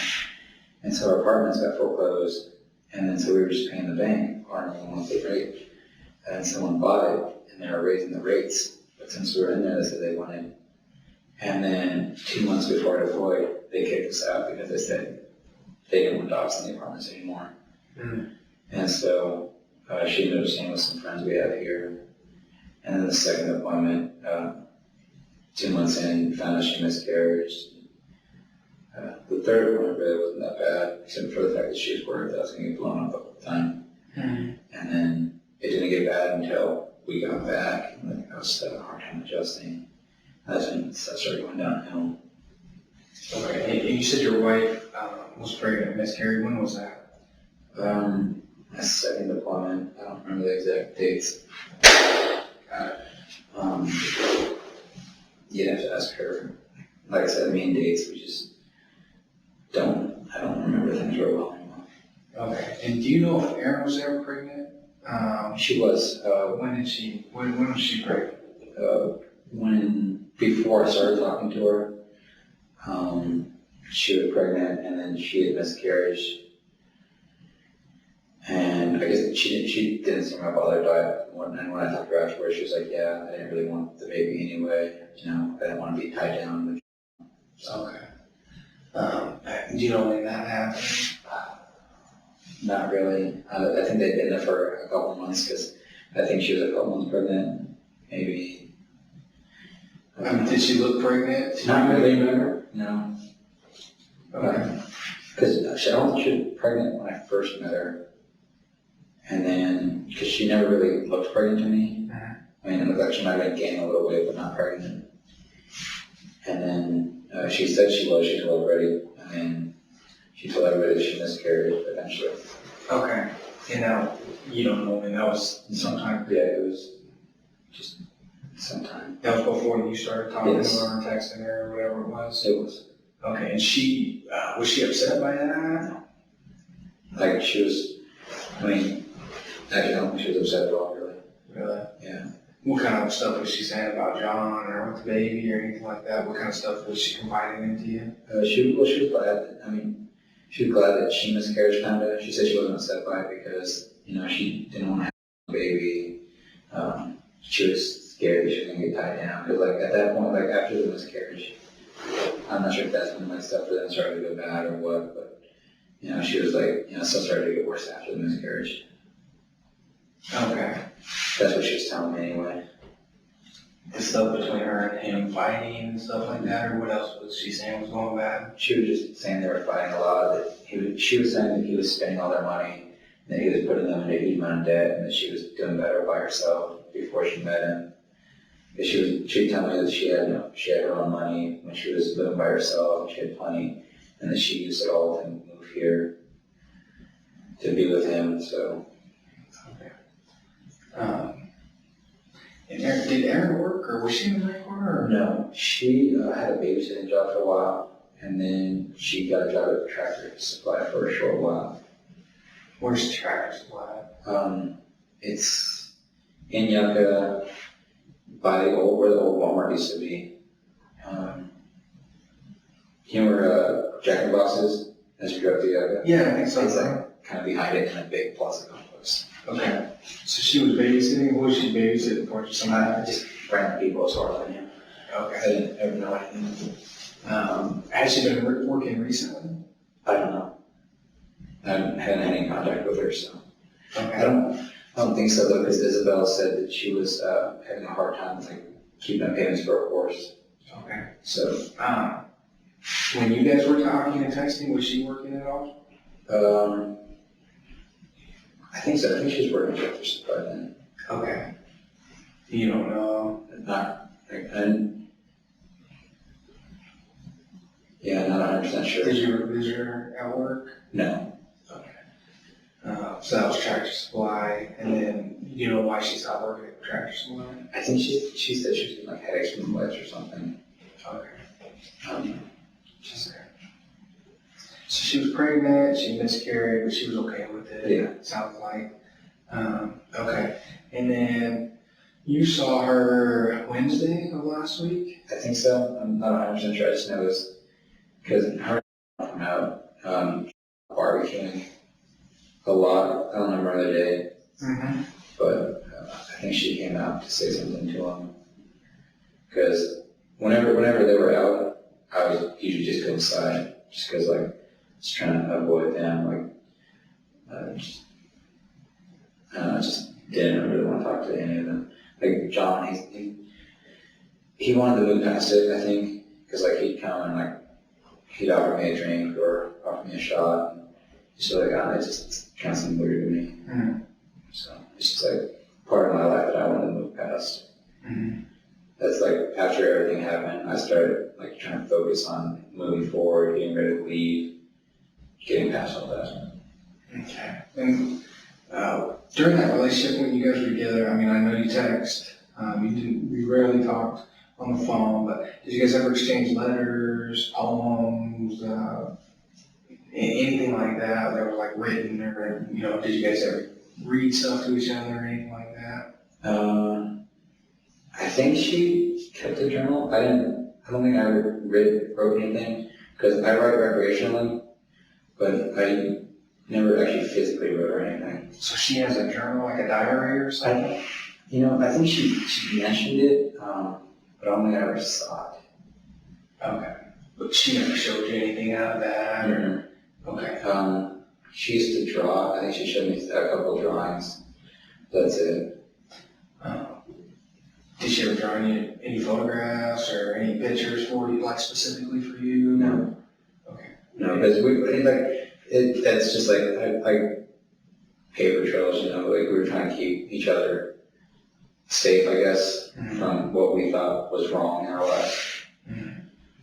So. Okay. And then you said you write for what was that? You write like books or something? No, I write poetry. Okay. So I've written a couple of short stories, but Have you been published or anything like that? No. I usually just I write them and then I most of the time just burn them because I write to relieve stress, like when I build things. So I've never published anything though. Do you have anything like website or anything like that? You put anything on the internet? No. I put something into a contest one time, but nothing ever came of it. Okay. Because sometimes people have like blogs or writers, stuff like that. I mean, No, they're trying to get. Not a real big electronic type person. Mm-hmm.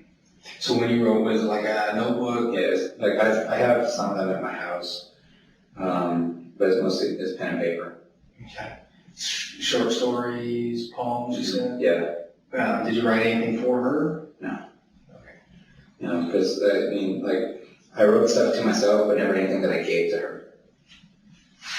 Was it about her though? Yes. Okay. Tell me about some of that stuff. Like when after we everything everything stopped, you know, I was still kind of emotionally unstable, so I was like writing, like trying to figure out where I was standing, you know, how I felt about her, how I felt about everything else. But once I like gathered, you know, everything how I felt, like I learned all of them. So. Did she ever see any of those poems or stories that you wrote? Okay, she doesn't know anything about those? No. Okay. And you're saying you're just trying to get rid of the paper trail, right? You didn't want your wife to find them? Basically, I didn't want her to leave them somewhere and have John find something. Okay. Okay, and then, so you saw her last Wednesday. What kind of car did she got? Her? Yeah. A blue Corolla. Okay, is it newer or? Yes, I'm not sure on the year. It's not old. It's probably a 2000-ish. Where did she park the Corolla? They parked in their carport. They both drove it. Where was the carport compared to where you guys, his apartment is? Mine for my Jeep is, hers is 2 to the right. Okay. Is the one directly next to mine. Okay, so it's yours, And and then, then Erin. mhm. Okay, and then, had you seen her car? I mean, she wasn't working, right? No. Did you drive that to work back and forth? Usually, yeah. Okay. I think sometimes she'd drive them off because I'd see it. Either he was home for lunch or she had it because I come home for lunch and I'd see it there sometimes. But most of the time during the day it was home. Okay. So during the day he was driving it Mm-hmm. and she was at home? Yeah. Okay. Did she ever drive during the day? Maybe. Honestly, I can't tell you because that'd be a question because I didn't have any interaction with her. I'm sure she did. I mean, Well, you hadn't had any interaction for about a month and a half, but yeah. when you guys were talking, did she drive it during the day? Yeah, she drove it during the day. Where did she drive it? She'd drive it up to the ranch sometimes or to the store whenever they had money. I don't think she ever just recreationally drove it though. Okay. So does it, what type of schedule is it? He PTs in the morning, at about what time, 5:30 or 6? Yeah, like 5:30 to 6, and then he'd just come home and shower, and then would go back to work for the day like I did. And what job did he have? He's an artilleryman, so I don't know what his actual job entails, but he worked in a whole, you know, Day shift. I got it, yeah. What days do you normally work? Monday through Friday, like me. Okay. And weekends off? Mm-hmm. Usually. Okay. And then, so would you see their cars there on the weekend? Sometimes. I really don't keep track of the things, and so like I said, unless like she fixes something like wrong or different, I don't really remember. But yeah, like sometimes, most days or most weekends I'd be there. But I think I hang out in the apartment, so I don't think it's a real big get and go anywhere kind of person. Okay. So then, Erin, and I know you talked to the deputies, but what day did the deputies talk to you?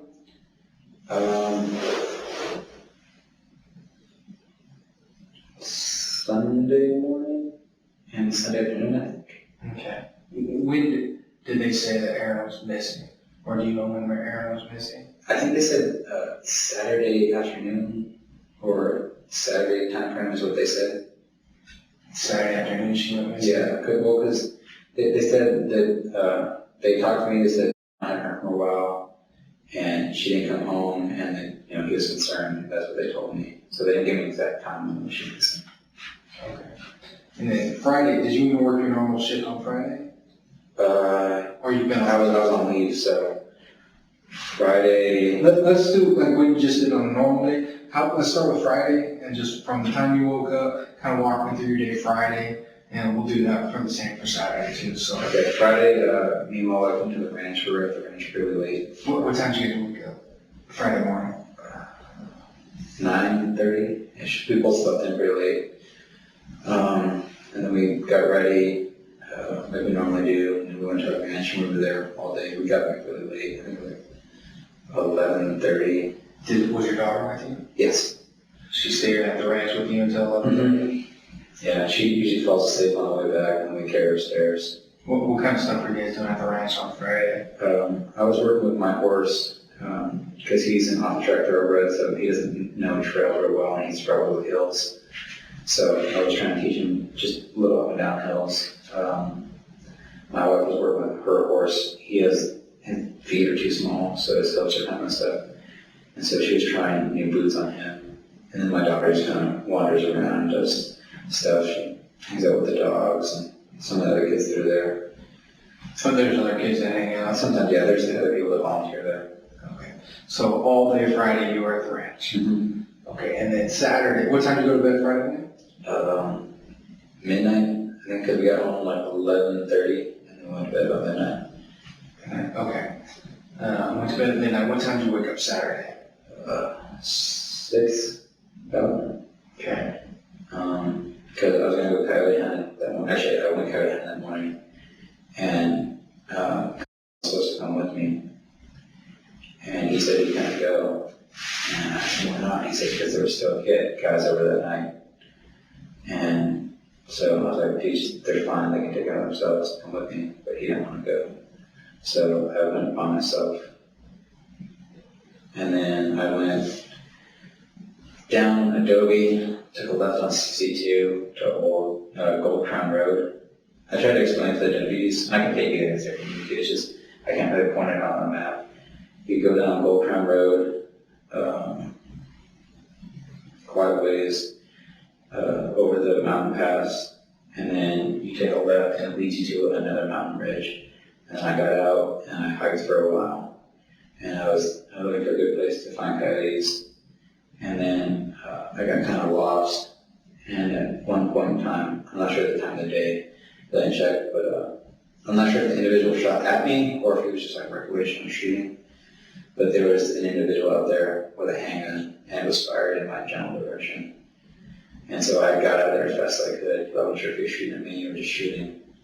And then I got back to my Jeep, and then I came out, followed Gold Crown Road to Old Delmine Road, and then followed that to the road that comes out of the National Park, and came home that way.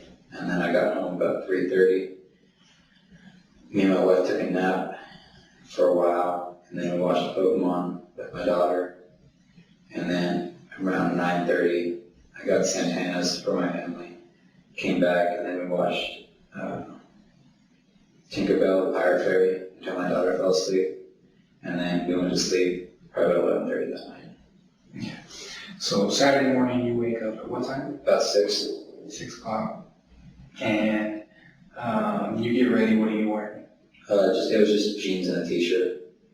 Because it was midday, and, by that point I was pretty sure the coyotes were going to be gone, so I wasn't really worried about hiding. And it was more,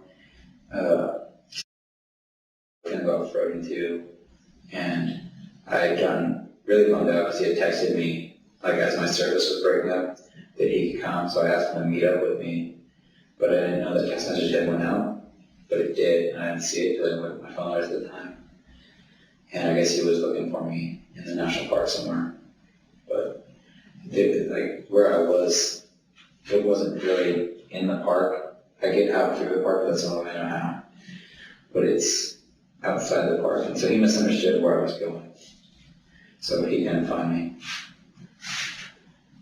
Okay, so you wake up and you're wearing what kind of shoes? My combat boots. You're wearing combat boots? Okay, and where are the boots at? They're in my house. Okay, so they're house, just regular, what color boots are you They're wearing? just tan, steel-toe combat boots. Okay, and then what's the tread like on your boots? It's kind of a rough triangle pattern, I guess. Okay, and then you're wearing what type of jeans? Just normal blue jeans, denim blue jeans. Okay, and then what kind of shirt are you wearing? Kind of like this, but it was white color. Mm-hmm. So. Do you know what brand or? No, I mean, I don't know off the top of my head, but I could show you guys. I got it. Okay. Did you wear a hat? I had a black ball cap, but I didn't really wear it because it was hot out. I just brought it. Okay. And then what gear did you take to go coyote hunting? I took my 22 Magnum, a mat to shoot off of, and a blanket as a rest. But I forgot all my water, so I was out there for quite a while with no water. And I actually, on the way back, I talked to a couple, and they gave me some water. On the way back from where? On the way back into Plant Palms. Because I'd been out there so long, I was like really, really dehydrated. So I was like stopping and asking everybody there ran into for water. And they happened to have a bottle. Okay, so you, let me see, piece of paper, because I'm not super familiar with the area. Yeah.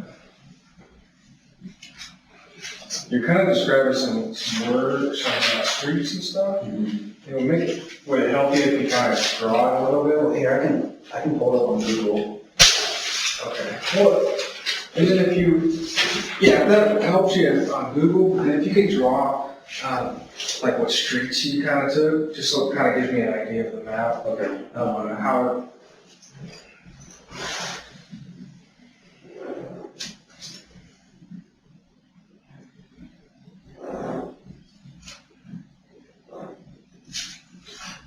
This is Adobe.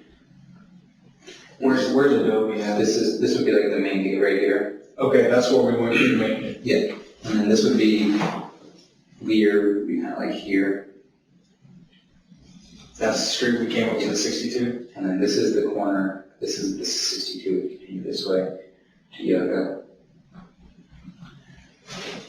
And then this is the 62 going up. I'm not sure what's continued, I think the AC go that way.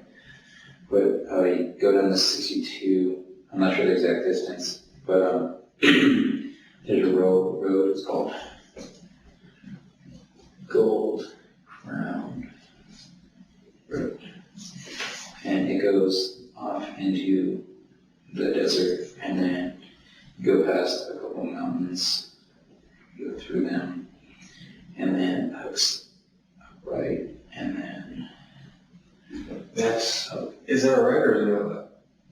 well, Which way are we going? let's see, driving, and then to the left, and then another right. This is why I got lost, because I've only been out there a couple of times. Okay. But eventually it comes to where it splits off, kind of like this, and this goes towards the mountains. And I went this way towards these mountains. And then I got out at the base of them and came over, and the guy was 150, 200 yards out, completely out of handgun range, but that's why I wasn't sure if he was just shooting or shooting at me.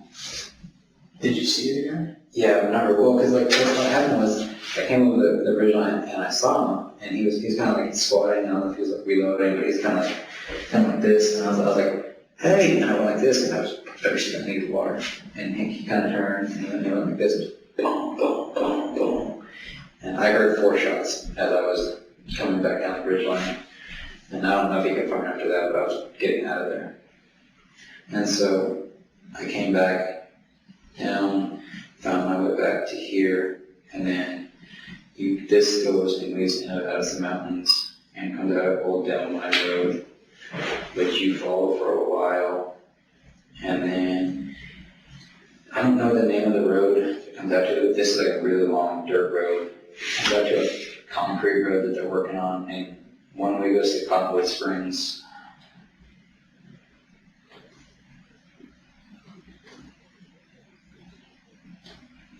And the other way goes back to 29, but at one point in time, somewhere through here, you come into the national park.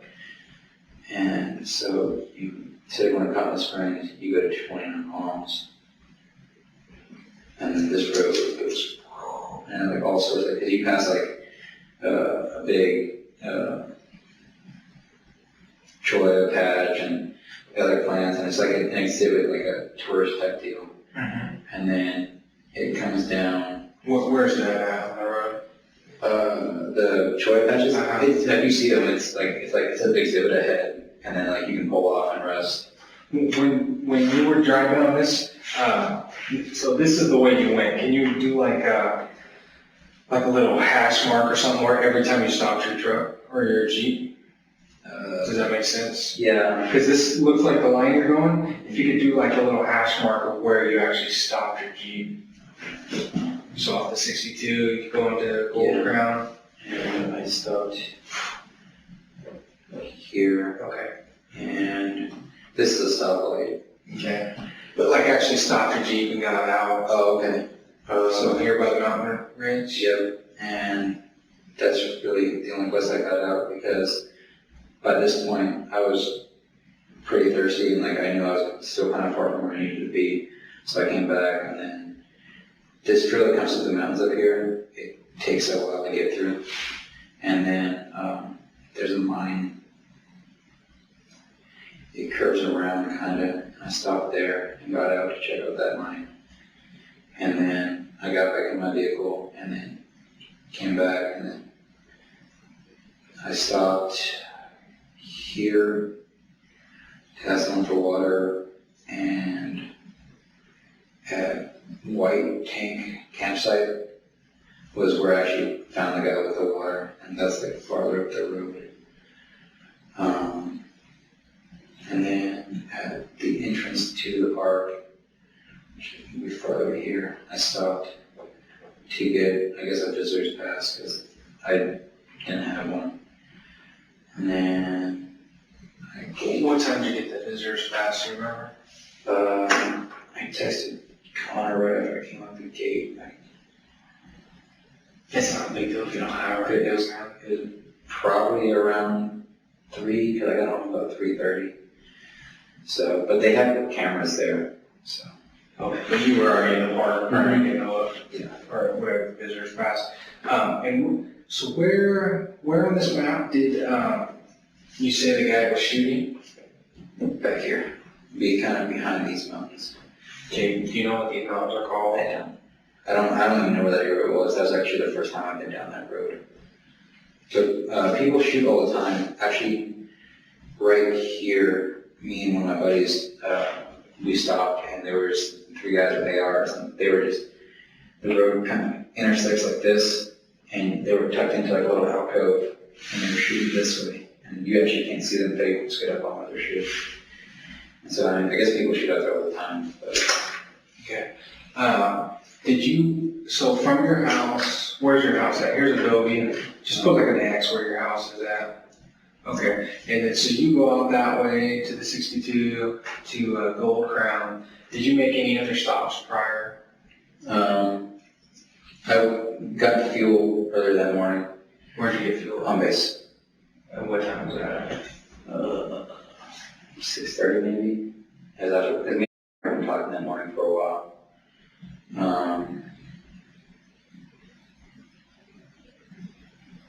Yeah, other than that, pretty sure that's it. Yeah.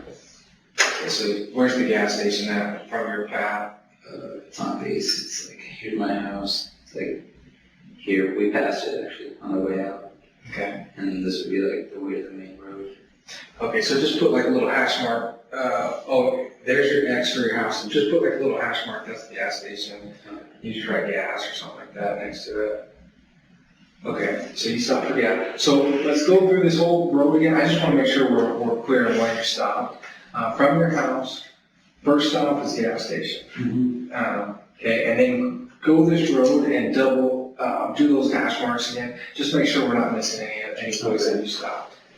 Went to the gas station, just stopped by the time. Did you fill your tank up? No, I only put like $30 in it because I had like a quarter tank, and usually if I have 3/4 tank, I'm pretty comfortable going most places. Like you can kind of gauge how much gas I'm using depending if I'm in 2-wheel or 4-wheel. Okay. I'm not sure if I made these lights or not. Yeah, I'm not worried about like in the car, but actually stopping your vehicle. I came too far this way. I turned around here. Is it on the road, on the 62? Yeah, because if you come too far, there's like a big hill and some like mining equipment like, hanging out there. And I used to shoot there too, because on the backside of the hill there's little barrel markers for distance. Okay. But like, that's where I know if I see that, like I'm too far. The goal kind of really is a miss. There's no sign for it. It's kind of an alcove. So where, is this a U-turn? Yeah, I just whipped the shitty on the 62. Okay. And then came back, and then I slept all around, and I got on it. And then go through that little path and just make little hash marks where you actually stopped. Okay, I came through, passed through that mountain, came down, and then I stopped here. Not very long, just to decide which way I wanted to go. So there's a fork in the road? Yeah, it's kind of great. It was not this dramatic. And then I went this way. This was the first time I'd been this way. I stopped here. I went up these mountains, and then like I came over the ridge and into kind of like a valley, and that's where I saw the individual with the gun. How far away were you guys? 200 yards, like maybe. I'm not really range estimation anymore, but it was far enough to where like I could hear the gunshots, but they weren't like audibly disturbing to my ears. So. What was he wearing? He had a brown shirt and like not brown pants, but like almost khaki color. It kind of looked like camis, to be honest, but it wasn't. Like I think it was just cami colored clothing. Okay. So I don't know if he was just trying to blend in or if he was wearing, because some people wear tactical there to practice. So. Okay, and he actually pointed a handgun at you? Yeah, I don't know, because he was far enough away to where like I don't think he would hit me, but he didn't stand up and point towards me until I said something. So I don't know if he heard me and he was shooting this direction, or if he was just reloading and then he'd finish and he'd shoot in that direction. Because like I saw him, I was like, I'm gonna get out of here because there's still gold over in some of those areas. So I was sure if he was protecting his stake or whatnot. Okay, so that was about 150, 200 yards away? Yeah, give or take. Okay. Out of handgun range, but still, I don't enjoy being shot at. So. When you got out of your vehicle at the mountain ridge, did you have a gun in your hand? I did. What kind of gun did It you was have? my 20 Magnum. Okay. Was it slung or were you holding No, it? I was holding it. I don't have a sling on it because I used to have rifles on it, but I switched it to my other rifle. Okay. And when you stopped here, did you get out of your car? No. Okay, so at the fork, you just I stopped. stopped and I made the decision to go left instead of right. So you go left, you get out. What's the goal of getting out of here? To get on the other side of the hill, just, kind of explore. Because, like, midday, I realized, maybe I could find a coyote. I had some snake shot, maybe I could find a rattlesnake, because last time we were out there, me and my buddy found a rattlesnake. But yeah, I was just basically wandering around, trying to kill time. And then I pressed the ridgeline and saw the individual. He shot at me, and I said, fuck that, I got out of there. Got back in my Jeep, came back this way. So same road, Mm-hmm. and then you made the left to go the other. Yeah, and because that's going back this way, like I got out, but this is the way that I know to get out. And this mountain range right here is really fun to drive down because it get creepy, you crawl in like the rocks. Okay, you stopped here, and what was that? This There was another mine. I didn't check out too much because I was thirsty at that point, but when me and my buddy had driven in, we didn't stop there, and I had wanted to, so I stopped and I checked that out. It was there for like maybe 5-10 minutes. What'd you see there? Not much, just there's some kind of old rigging equipment that I kind of get down to, and that's it. I was really looking for snakes. When you got out at this place, did you have your gun with you? Mm-hmm. Okay. Still had the 22? Yeah, I had shot some rounds here before I got to the top of the hill. I was just shooting them at rocks to make sure my rifle was on. But I picked up my casings and put them back in my vehicle. How many rounds did you shoot here? 4 or 5 maybe. Is that the first time you shot the gun that morning? Yes. Okay. So you shot 4 or 5. You picked up the casings and put it where? I put them back in my Jeep. I gave 2 to the officers Okay. Sunday, just because they wanted them. Okay. So you shot 4 to 5 rounds here. Mm-hmm. And then I crested the hill and I saw the individual. I wasn't about to get into a firefight with a 22 and handgun because that would just be retarded. Okay. So you get here off the mine, and you're holding your 22 there. Did you fire any rounds by the mine? No.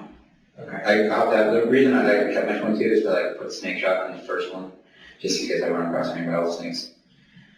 But I didn't stay there very long. I just went and checked it out because I wanted to try and get down to, because there's like the road that goes up to the mine, but down there, like over here, you can see kind of like an abandoned mine shaft with like some equipment still there. So I wanted to go check it out to see if there's anything there. Mm-hmm. But I couldn't get down there, so I came back and then I continued down to Old Del Mine Road and then took that. Where's Old Del Mine Road? You come down the mountain. I can't really go far enough out. You come down the mountains, you drive a ways, and then you just kind of, it says Joshua Tree National Park, and you go into it, and then it comes to a fork in the road, and then you just keep driving down straight.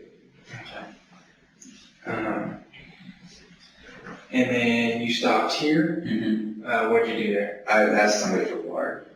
Okay, where was that That was at the Choya Patch. at? Okay, there was somebody at the Choya Patch? Yeah, there's people taking pictures. Did they have water for you? No water, okay. And then I stopped again here at, I think it's White Tank Campground. And there was because I stopped there, I said campground, I had an empty water bottle, I was like, hey, I go find some water. And as I was walking down there, I ran into an older couple that was, I guess, walking the trails. I was like, hey, you know if there's any water at the campground? And they're like, no, but there's some at the ranger station. I was like, okay, I'll just head back that way then. And I was walking to them, and I was talking to them for a little bit, and I was like, hey, do you have any water in your vehicle?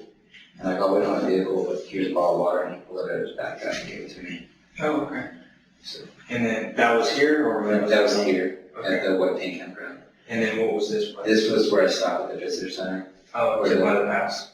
It was free Oh, okay. for military. And then which way did you come out? And then this comes down to Utah Trail. And that comes all the way down past Hot Base Housing. And then comes this way. Actually comes this way and then to the side gate over here.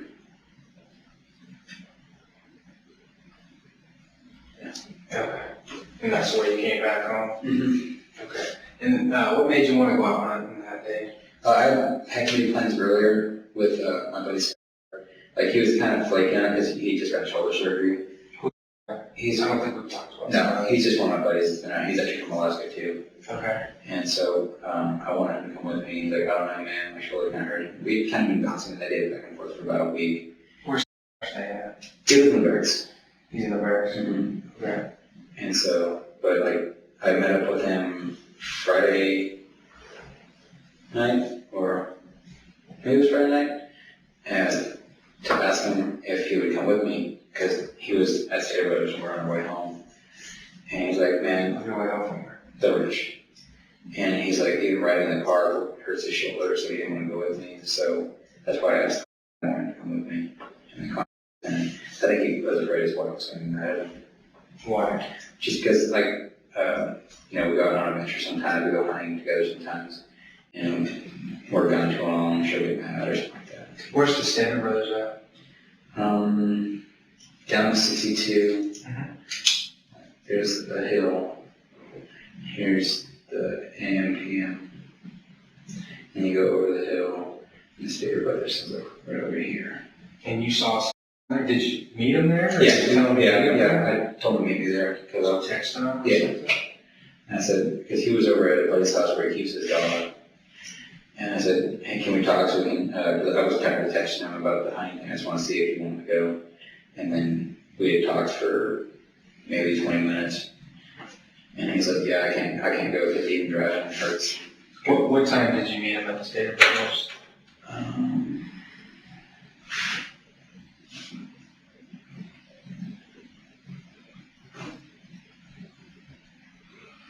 About 9:15. Because he left the house, he said he was on his way at 9:04.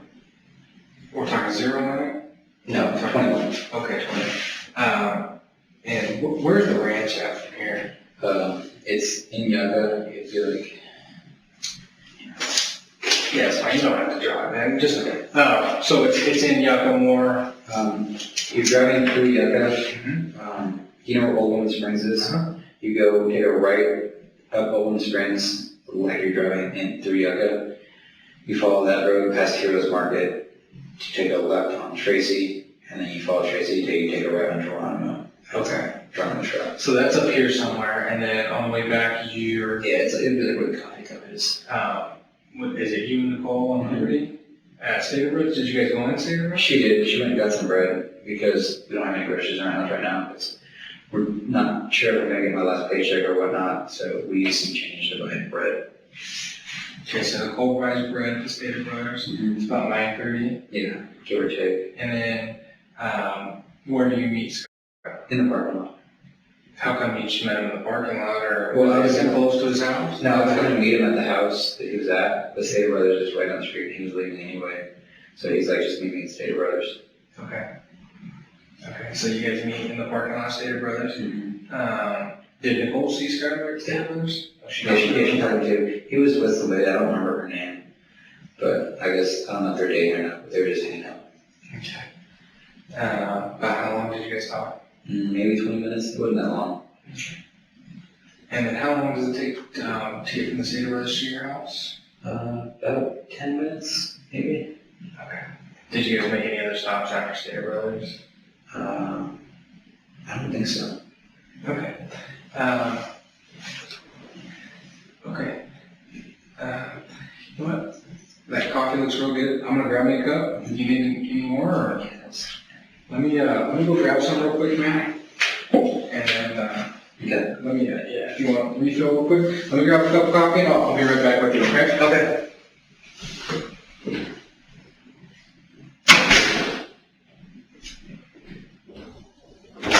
Here's the coffee. Now I'll use the restroom real quick. Thank you.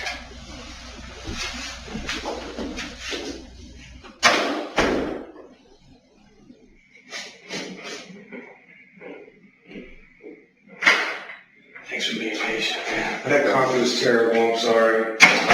My sergeant doesn't know I make coffee, man. There's grounds all over it. And Best coffee is like 3-day-old diner coffee. exactly.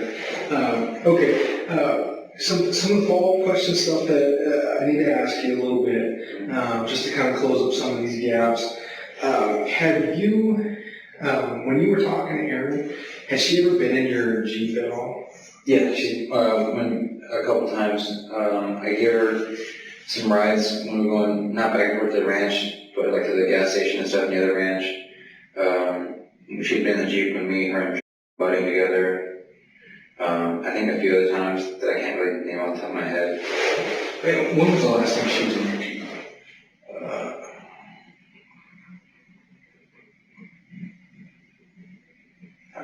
Sometime when we were talking, what it has been, I don't know specifically. When you were talking, when? Like when we were texting back and forth with each other. Because like when we were at the ranch together, she'd be in it, or if we went, like when me and her butting together, she'd be in it. When you guys went to the ranch together, where would she sit? It'd either be up front or in the back, depending, like, if me and her went to the gas station to get something, or she sat up front while we were mudding a couple times, and then she sat in the back.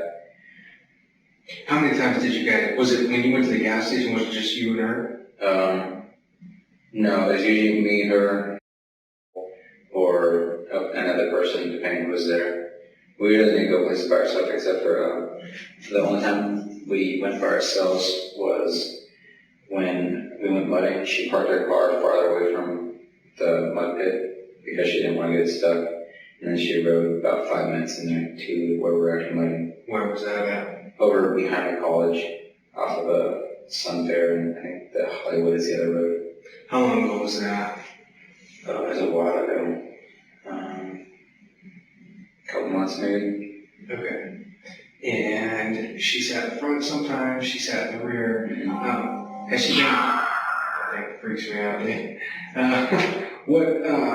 Has she, do you have any other vehicles other than that Jeep Cherokee? No, I have my wife's Grand Cherokee and then my black Grand Cherokee. Okay. Which is the one that's parked at your? That's my wife's. Where's yours? It's at a shop in Joshua Tree. That's right. That they were kind of messing with you with the. No, that's a different guy. Right now, my transfer case went out. Okay. And so it's at the guy's shop who rebuilt my transmission. When was the last time you were driving that your Jeep? When my sister was here, would have been my first week of leave, so 13th-ish, around there. So a couple weeks ago? Yeah. I only drove it for like a week, and then the transfer case went out, and I went back to the shop. I had terrible luck with that Jeep. And had Erin ever been in your Jeep? I don't think so. Because I only drove it like a week, because it was at the other shop for like almost a year. And then I got it back and I drove it around, and then we're getting a transmission rebuilt. And then it was at the tranny shop for about 3 weeks.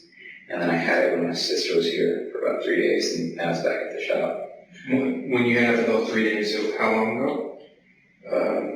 About a week, 2 weeks ago, the 13th, so 2-3 weeks ago. Yeah, because I had it for a while. We drove to Palm Springs, and then we were supposed to go to San Diego that morning. And me and my sister, I was going to take her off-roading, and we made it right off the side gate, like right over here by Utah Trail, and it just kept going. Just wouldn't drive anymore. So we had to tow it to the shop, and it had his transmission. Okay. And your wife's Jeep, when was the last time it was washed, either detailed or outside, inside? When was the last time that Jeep was washed? 6 months ago, maybe. Like, it doesn't get washed very often. Like, there's like dirt in it from like when I got back from the plumber, probably. Oh, yeah. Yeah, I don't think the inside's ever been cleaned. I've power washed the outside a couple of times after it went mudding. But yeah, as far as the inside goes, there's like that much dirt everywhere. Even in the inside? Mm-hmm. Yeah, okay. And what about your other Jeep? When was the last time that was washed? Or? It's never been washed. Okay, it's never been washed. Okay. And do you guys have any other vehicles other than that? No. We drove a rental car for a while that my sister rented when my Jeep went down, so we could actually go to San Diego and take her back to the airport. But that's it. Okay. And you told me about the 22. That's a rifle? Mm-hmm. Okay.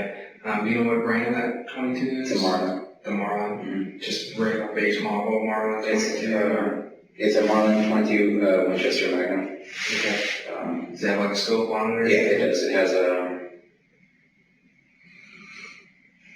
don't remember the scope name. It's nothing fancy. It's like a $70 scope.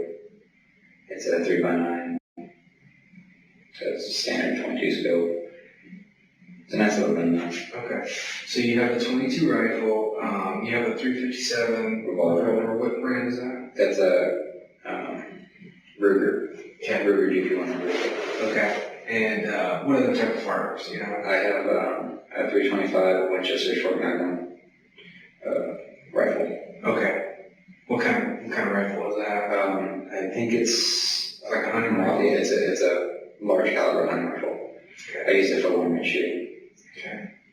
So you have that long rifle, you have your 22, you have a 357. Do you have any other guns? I have a pellet gun. Actually, I have a pellet gun, and then I have a BB gun / pellet gun that I got off Buku for a real cheap. Oh, okay. And actually, I have another 22, but it's not up right now. It's missing part of the firing assembly, and the trigger's not quite right in it. I bought it as a parts gun, trying to fix it up. It's an old Sears and Roebuck from 1950s. Oh, cool. Okay. Do you have any other guns other than those? No. What about any other weapons that you own? Yeah, I own a few knives. What kind of knives do you have? Lots. Really big knife person. Do you have to register that stuff, all your weapons with Yeah, military? usually, like they tell you have to register knives, but mine come and go at such a frequent rate that I really don't, because all my rifles are registered, but not my knives. Yeah, so I have some Thorn knives. I had a really nice combat knife that I took with me, but it got stolen or at the ranch. is that? It was like a really rugged Alaskan survival knife my buddy gave to me to take on the deployment with me. Someone stole it? I mean, how many people were out hanging out at that ranch? So people, they spend community service hours up there to volunteer, like time like that, to get time off, whatever they have to do community service for, occasionally. And I had left it attached to one of the four-wheelers up there. I was just thinking to cut baling or the hay on them, and then someone just walked off with it. It was there like overnight. It was like a $200 knife too. Oh man, that sucks. Okay, so a couple nights. Any other weapons at all? Bows, you bow hunt? I don't have. I have like it's like a little U-bow that I bought for my daughter. Okay. I have a blowgun. A blowgun?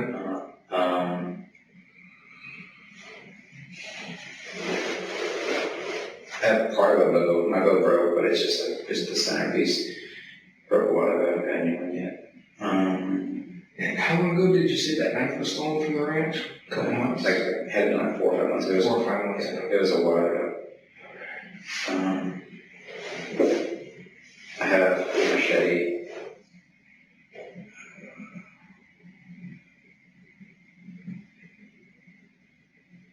Yeah, that should be it.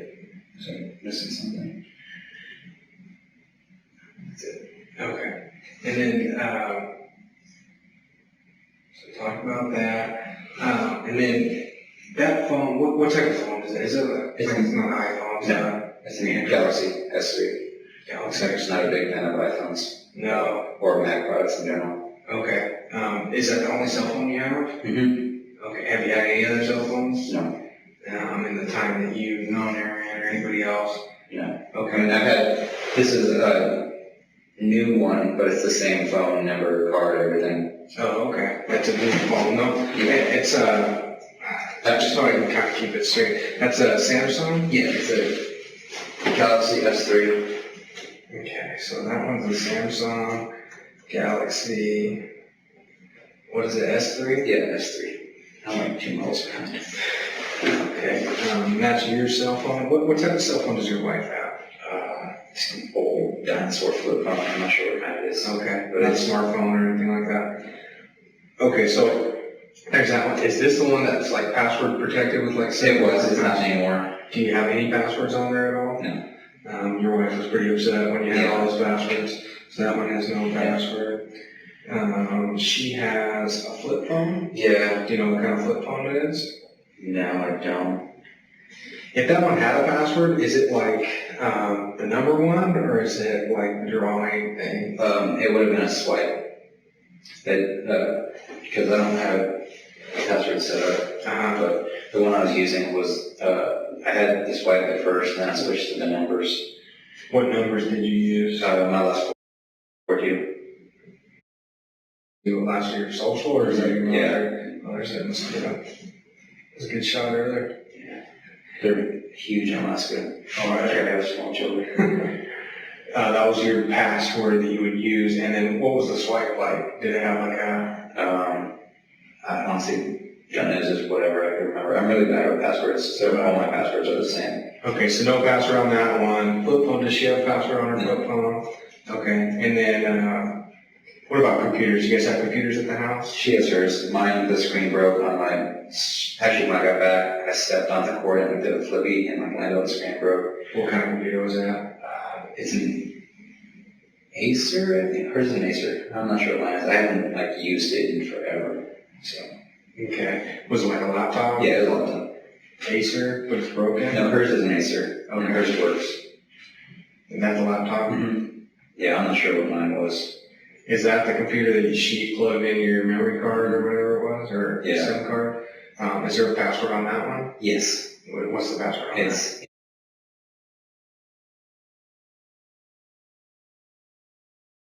What does that mean? It's amazing. Oh, the okay. joke between her and her friend, I think these can make. Amazing. Do you have a profile on that? No, it's just one on there. You just use that one? And you said you don't have Facebook? No. Okay. Any other, so let's talk about, do you know what kind of phone Erin It was it kind of looked like a BlackBerry, but I don't think it was. Okay. I'm not sure what kind it was though. I know she had an older one and it stopped working. What kind was her older one? I don't know. But it stopped working and then she got a new one. And What kind of phone was that? they were both smartphones or smartish phones, kind of like a BlackBerry. Mm-hmm. Like not new gen smartphones, but not quite flip phones. So like what, did it slide, did it flip? It was just like this, but I think it had buttons on it, like actual buttons. Like a BlackBerry type? Yeah. Okay. But I'm not 100% sure. And your phone number is?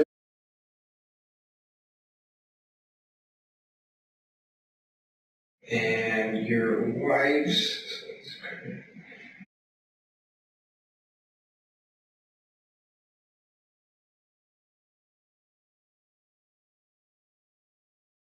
Okay, and then Erin's BlackBerry, what was her phone number? I don't know. I don't have it. You don't have it? Is it in your phone still? After I found out, I deleted it. So. Okay. So I know on that one. Any other electronics at the house? Mine? Yeah. Yeah. Has an iPad. Okay.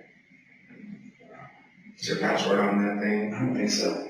I don't use it that often. I think it just swipes. That's why Yeah. just unlock. Just like yeah. Okay. Any other electronics? And then she has an iPod, but I don't think it has like internet access. Oh, okay. It's just. Okay. Did you get my computer on there?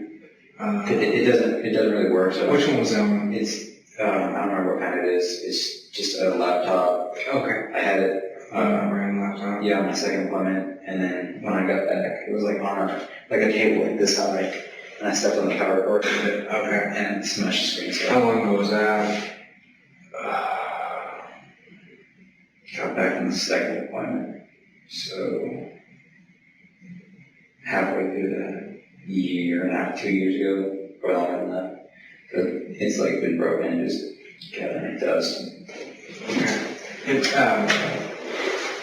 does Erin have any like weird habits or weird things that you saw that she did or said or anything like that?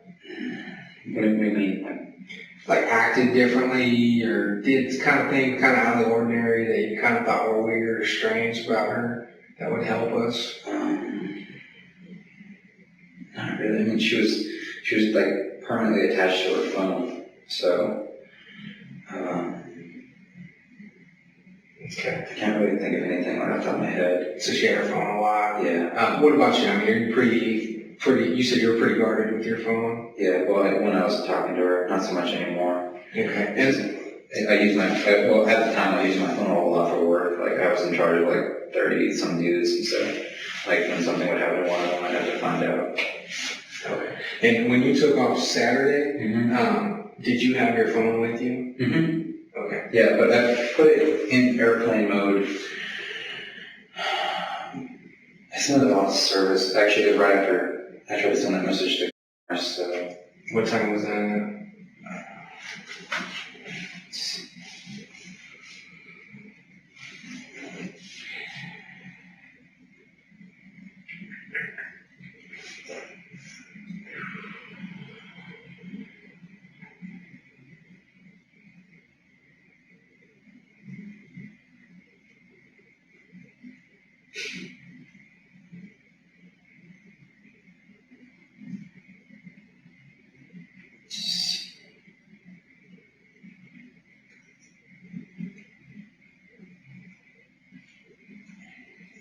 He texted me that he could have won at 8:16, and then I sent a message, you can meet me up here at 8:22. That's when it went through. I texted him, or attempted to text him when I got his message, because where it was, the signal was like in and out, and it said pending.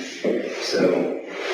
And why'd you put your phone on airplane mode? Because it conserves the battery, because when it's out there, it like fights to find signal, and so when I'm walking around, it just drains the battery. And so I just wanted to make sure I had plenty of battery because I needed it. And how long did you put it on airplane mode for? Until, looks like 15, 12 when I got out of the park. Did you make any phone calls from, so that was at 8 o'clock?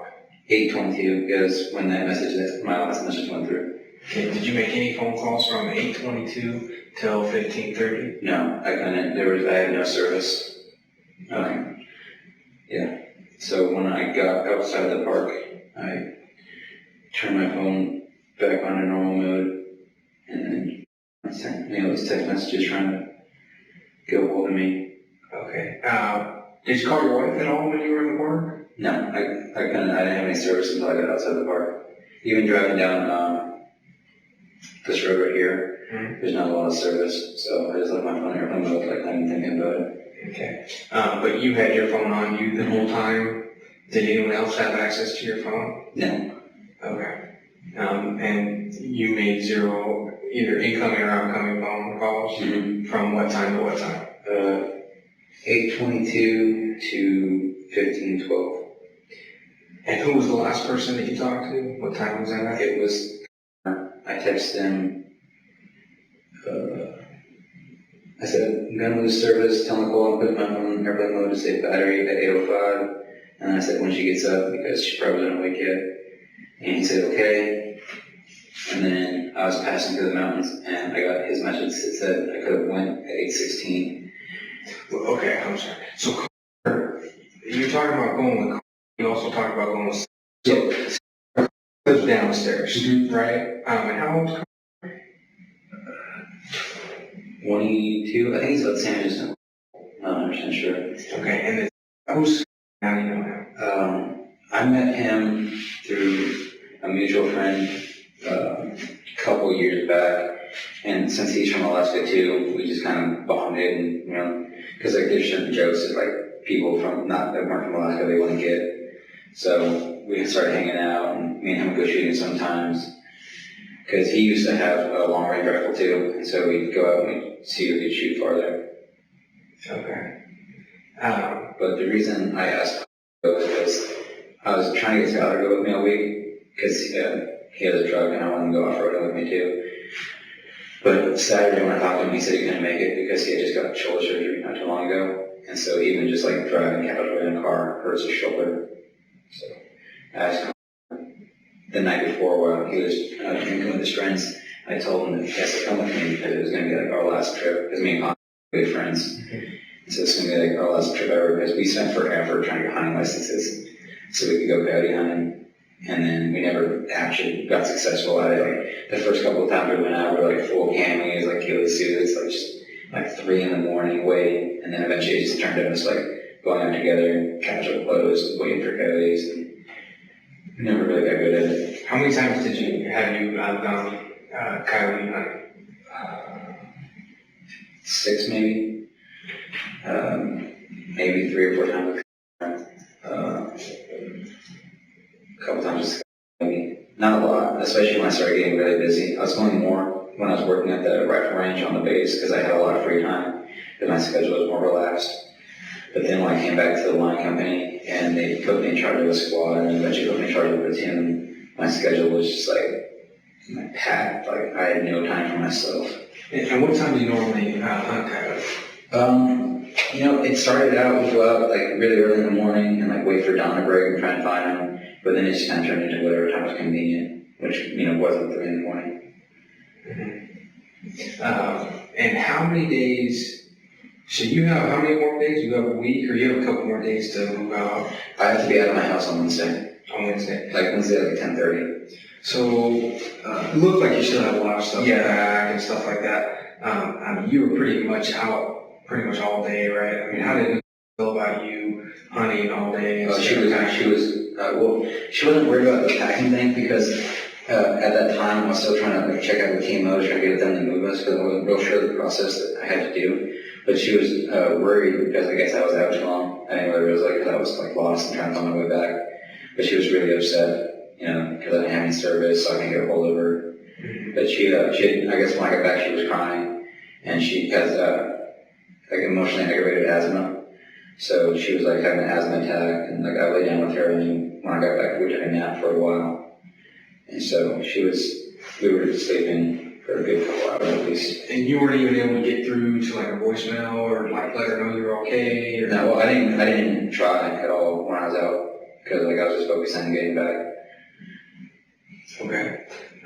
Did you make any of the phone calls when you were out? No, I couldn't. I literally lacked the ability to because of the area we're in. Because the first time I went out with me and my buddy, my Joey, his phone friend out here, I had my phone, on the whole time, like on normal mode, and it killed it by the time it died before we got out of the park. Okay.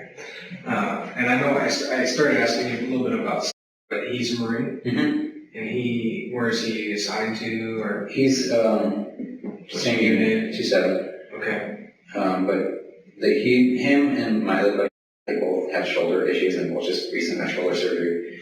So they were like the people I go shooting with most of the time because they both owned or I'm not sure if Ben still has his rifle, but we would go long range shooting together. Okay. And do you typically shoot a 22 at a coyote? Yeah. Well, within a certain range, within like 50, 60 yards, because I can hit a clay pigeon with my 22 at about 100 yards when it's sighted in. And so that's an easy headshot on a coyote or a hard shot, which is a fatal blow, but I haven't ever seen it while we're hunting. So, okay. Like me and go out, we like wait a few hours, and eventually our coyote hunting trips would just turn to off-roading trips. Okay.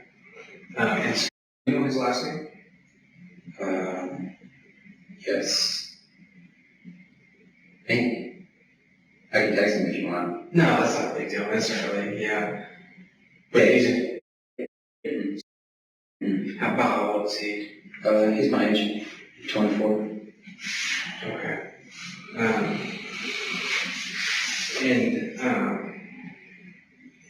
Are you familiar with the area of Vita Vista and Ranch Road?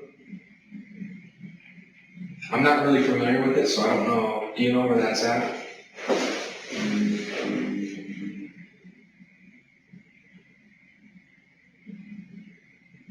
I think so. Where is that on this map? Oh, here's that. Because me shoot pelicans not too far from the side gate. There's like a little mountain back here that we go behind to shoot pelicans because, pelicans not loud and it's not hurt nobody, so. Where's Vita Vista? Do you know which street that is? No, not off the top of my head. Do you know where Ranch Road is? I think it's near here. It's because there's a couple streets that go down this way. So I think it's one of these. I'm not sure which one though, because there's like 3 or 4. Okay. And have you, in any of your vehicles, been at Vita? Yeah, I've been on all these roads because there's a road, it goes like this.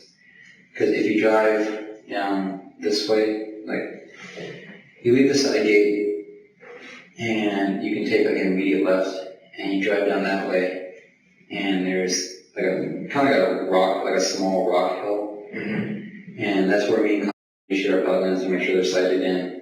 And then I've driven down this road, I think, or this road. There's a road back here that kind of makes a really nice racetrack. It comes like this, something like that. And I like to, see how fast I can drive my Jeep on the corners and stuff like that. So most of the roads back over here I've been on. I'm pretty familiar with most of this area, but not so much farther up this way. When was the last time you and...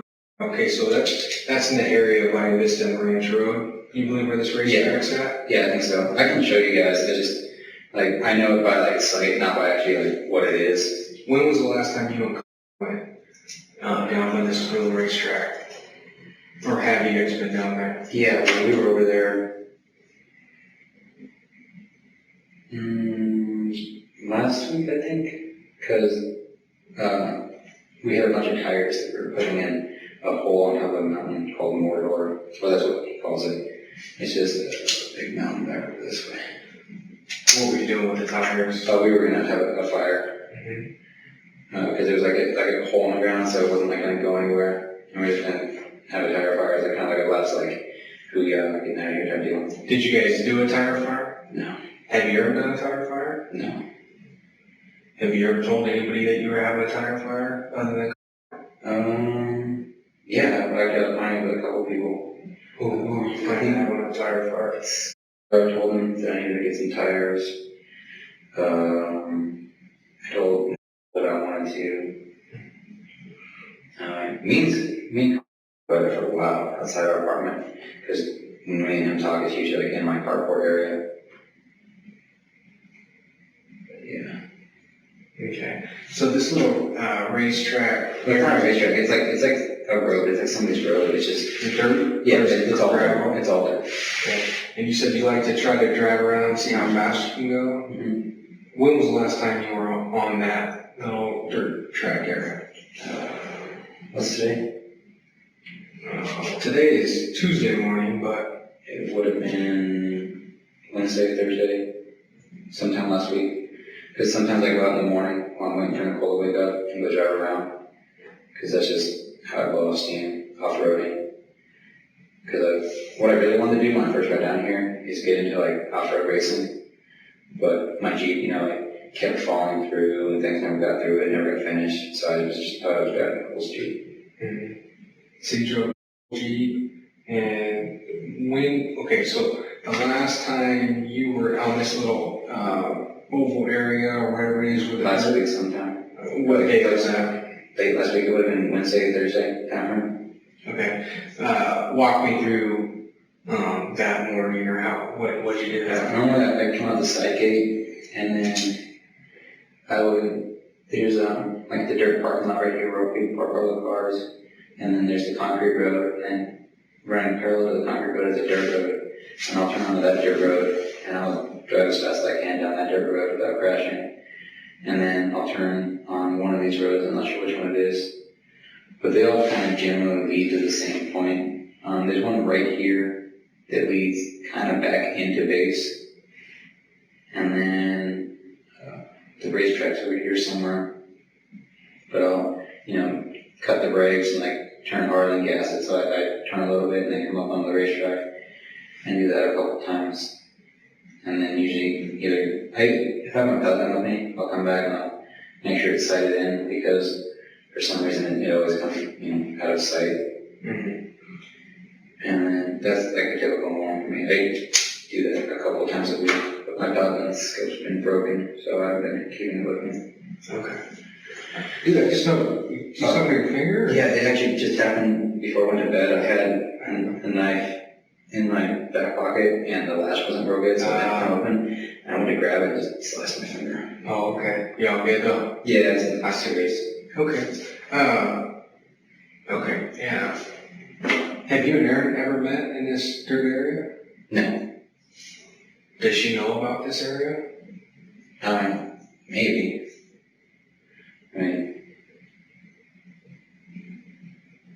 If she drives down that way, you can see them. They're just roads that come off it. Would there be any reason why Erin went down there? No, not that I know. It's not somewhere where you bring a car. Because the place most people meet up is in this dirt parking lot, because once you start getting back here, the sand gets really soft, and if you don't have four-wheel drive, you get stuck real easily. Mm-hmm. And what type of car does she have? A Corolla, a Toyota Corolla. Okay. It actually looks a lot like the white one that's in their carport now, but it was blue. Okay. And when you're down there driving, when you've made your tracks or made your rounds, have you ever picked anybody up, whether it was from a vehicle or on foot? Yeah, I've picked people up before and taken them to the gas station. I pick up hitchhikers all the time. You pick up who? Like people, hitchhikers, all the time. Actually gave a Korea vet a ride Sunday afternoon in the Joshua Tree. From No. this dirt? Okay, No, so specifically from this dirt area? Yeah, I picked up, there was a couple. I gave a ride. I don't remember when it was. But I guess they've been out here forever. There's a couple? No, yeah, there was a couple. Like a guy and a woman. And I gave them a ride from this area because I was coming back from over here somewhere. And I gave them a ride to the gas station over here. On base? No, it was by the subway right off base. And what day was that you gave a ride to the couple? I don't remember. It was just, it was actually a while ago. So. Recently, have you picked anybody up in this area?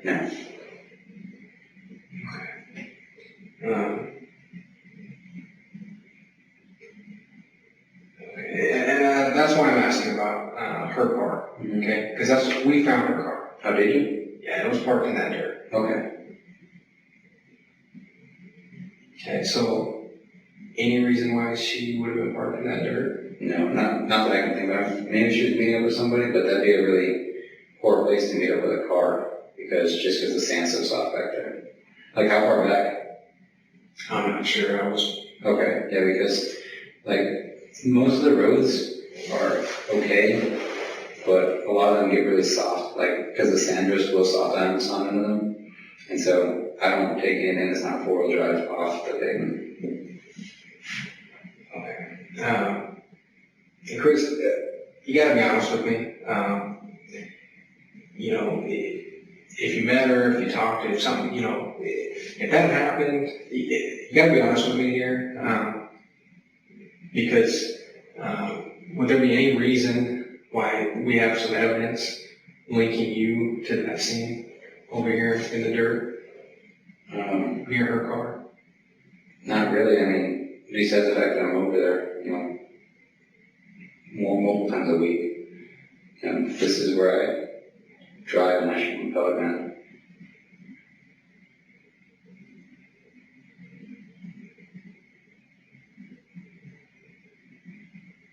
How many times has her car been there? I don't know. This would be the first time that I've known it being there. And here's what concerns me. If you guys were meeting up, if you guys were hanging out, you don't want your wife to find out, you don't want the military to find out, because here's the deal with you. I don't work for the military, okay? I know you can be court martial and all that stuff. I don't care about that. I'm not worried about affairs. That's not what I'm worried about, okay? That's not my job, okay? Whatever that is, dude, you're getting out. You know, that's something completely different. I don't care about that. I don't care if you had an affair. I don't care if you guys had sex. That's not what I'm worried about here, okay? That's not what I'm getting at. If you guys met here, okay, and there's some evidence that leads me to believe that you did meet here, okay? I need you to be honest with me, because again, I don't work for the military, okay? I'm not your wife. I'm not going to judge you. We're sitting here, it seems like, you know, I'm trying to be real with you. It seems like you're trying to be real with me, but it feels like you're kind of holding back a little bit. And I need you to kind of open up and be honest with me, okay? Because if you met her there and something happened, dude, you're talking about going out in the mountains. You're talking about some other guy shooting. Dude, if she got hurt, if she got shot, and something happened to her in the mountains, I need to know about that. Her family needs to know about it. And that's what we're looking at right now. Do you understand where I'm coming from? I do. Okay. So, is there any reason why I would believe that you met her there? No, there shouldn't be. I mean, like, can you tell me, like, what kind of evidence it is? Chris, we're not gonna go there, okay? The most important thing is that you're being honest with me. And I understand. I need you to be straightforward with me, okay? Because if something happened up here in the mountains, you guys went out, you have, you know, enjoy your day, you were taking her out in the forest or the national parks or anything like that, kind of showing her some things, and something happened out here, this guy's shooting off rounds and hit her and you got scared, you know, something like that happened, I need to know about that, okay? I need to know about that.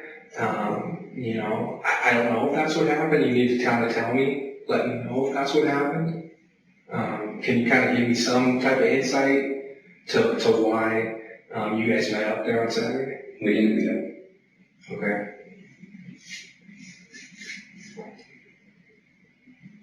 Okay. Have you ever been out with her up in the mountains or in this area? No, I haven't. Okay. Do you know if she's been in this area? I don't.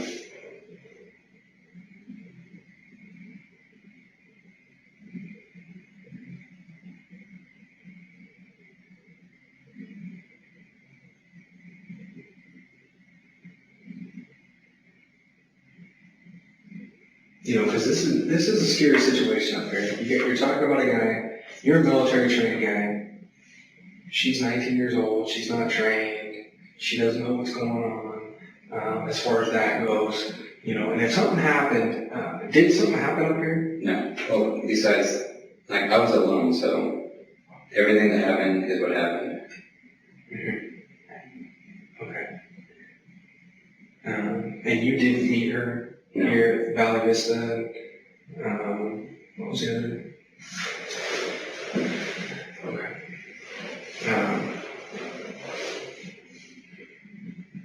At the phone, your phone that you have, this phone, you had, you got service at 3 o'clock. Were you able to call your wife then? When I got out of the mountains, yes, Did you call your wife? I did. And she was still crying? She was. She told me to get home because she was worried about me. It was a really short conversation because she was having a hard time breathing. Okay. At that time, so when was the last time? So how many calls did you make after you got out of the? I called to tell him, that he should have came because some random shot at me. And then What time did you call? right after I turned my phone back on, I think.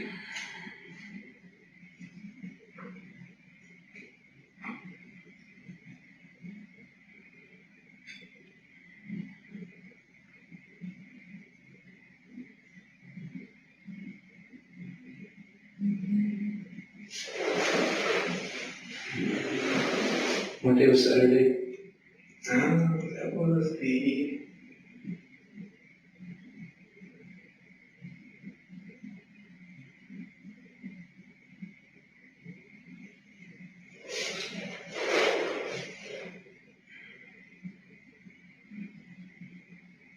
Sunday was 29th. Okay. We'll talk about that Probably. Chris, we need to be honest here. Okay. You talk about evidence, right? You talk about you want to be straight up. I'm being straight up with you. We do have some evidence there. Okay. Your tire tracks are there, as well as her tire tracks, and your tire tracks drove over hers, showing that you met her there, and your tire tracks drove over hers. Okay. So it shows that both vehicles were there at the same time. So I'm having a hard time explaining, let's figure out why both of your vehicles were there at the same time. Help me understand that. They couldn't have been. Could her vehicle have been there and then left and then my tire truck drove over them? No, your tire tracks drove over hers. And I don't know how that happened. So here's the thing. She drove there Saturday morning. Okay, she drove there in the morning. Your tire tracks drove over hers. You said the last time you drove over there was Thursday. She doesn't drive out there every day. Her car was still there. Your tracks drove over hers since Saturday.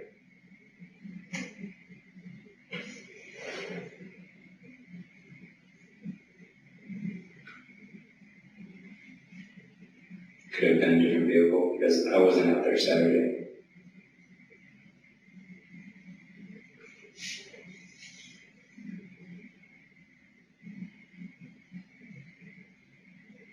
It's your vehicle, Chris.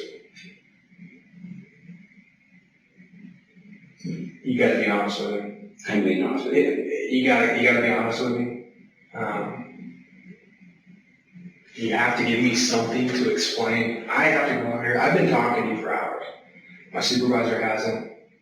My supervisor knows things, the evidence at the scene. Okay?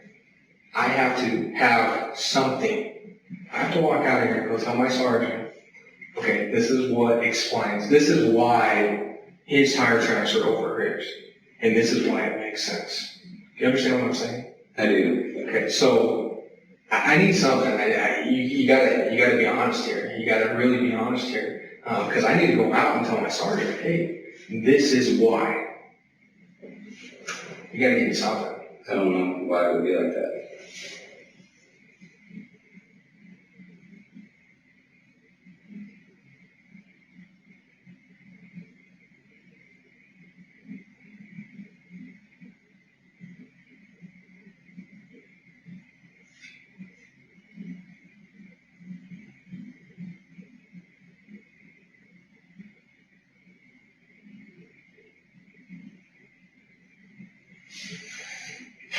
Okay, my sergeant's texting, asking questions, and talking about this dirt.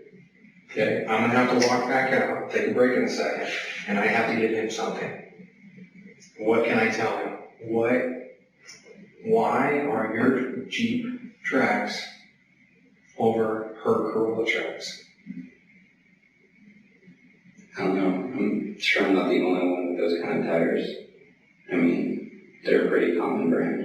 It could have been any other vehicle, but it wasn't mine. I wasn't out there Saturday. That's the only thing that makes sense to me. I mean, if she was lying to me, hooking with me, she very well could have been hooking with somebody else. You understand we're very good at our jobs. I understand that. You understand that there's wear patterns, not specific. Even if me and you are wearing the same shoe, we wear our shoes differently. Tires are worn differently. Vehicles are driven differently over road surfaces, dirt surfaces, concrete, gravel surfaces, and they have different wear patterns. You understand that. You're a military guy, you understand that. Just like a footprint, there's toe digs and heel, drags and that kind of thing. Mm-hmm. Okay. He's texting me right now. You gotta give me something. You gotta be honest here. I really don't know what you want me to tell you.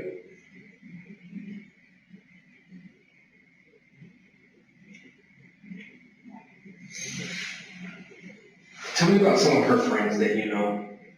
The only friend she ever talked about was Jack. Who's She said it was her best friend back home.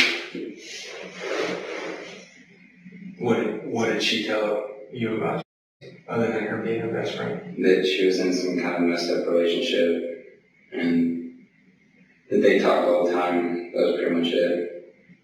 Did she tell you that she talked to about you? No.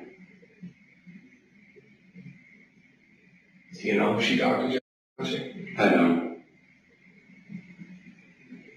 What other friends? That's the only one that I can think of off the top of my head that she talked about all the time. What could she have told me? She could have told you anything, because whenever we were hanging out, she would tell her something and blow her up, because she would just a lot of drama, and sometimes Erin didn't want to hear about it, so she'd just tell her she was doing something else, or whatever. Tell her she was doing something else, like what? Like tell her she was busy or she was driving, even though we weren't, just because she didn't want to talk to Jeff. Because Jeff was coming at her with what was going on in her life, or Jeff would call while we were hanging out, and she would give her some kind of excuse that she didn't want to talk right now. Did Erin tell Jeff what was going on in her life? I'm not sure. I wasn't really around. They texted. I wasn't around when they had conversations.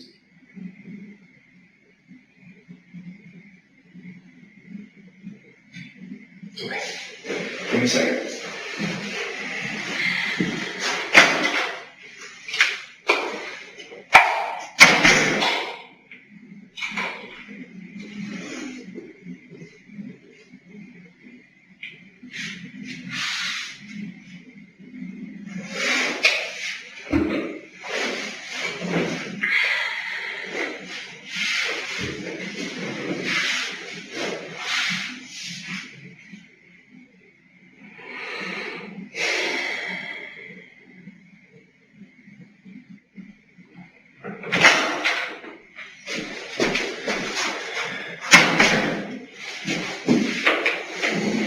Alright guys, here's the deal, man. I've been doing this a long time. We've been doing this a long time, okay? We found our vehicle, okay? We found your tire tracks. I've been working lots of cases with tire tracks. I know you were out there, okay? You're not the only person we've talked to, okay? She was reported missing on Sunday morning. We've been working this nonstop since Sunday morning. There's multiple detectives out there at the scene. There's search and rescue. There's cadaver dogs. We're going to find out what happened to her. Okay, we're going to find out what happened to Erin. She's not okay. Something happened out there, and she's not okay. And we're not going to stop until the truth is out there. Okay, so here's what I need to understand from you. Okay, We've talked to Jesse. We've talked to other witnesses that know a lot about what's going on. It's not hidden from people. We know that you were going to meet her on Saturday. We know that. We know that you were going to go take her for a long drive and it was going to be a surprise. We know those things. Okay? We know that you met with her on Saturday morning. The day that she went missing. We know that. Okay? And we also know that you were one of the last people to see her alive. Chris, something happened out there. We know that something happened out there. You know that something happened out there. And we just need to understand what happened out there. We need to understand why it happened out there. And I don't believe you're a cold-blooded killer. Okay? You had some problems. You were dealing with it. You were trying to get yourself right. And I don't believe you're a cold-blooded killer because I deal with cold-blooded killers all the time. I deal with gangsters. I deal with people who go out there and just murder for no reason. Okay? No reason. They do drive-bys. They have no remorse. Okay? I don't believe that you were a cold-blooded killer. But something happened out there. And I need to understand what happened. Because the truth is going to come out. We're going to find her. The truth is going to happen. We're going to be able to find out the truth when we find her. Okay? And we need to know that truth. That's what we're after here. So is this right? Are you a cold-blooded killer? Did something happen? Was there an accident? Did something just happen out there? I didn't see her on Saturday. Okay, we're past that. You gotta listen to me right now. We're past that part, and I understand you're saying that. But right now, this moment, okay, this moment right now is the most important moment of your life. We can't change what happened in the past. Okay, we can change our what happens to us right now in the present. Okay, we can choose our fate from right now. Okay, we can't go back and change the past. If something happened, whatever it is, we have to be honest. Okay, so I want to believe that you're not a cold-blooded killer. That you didn't plan this.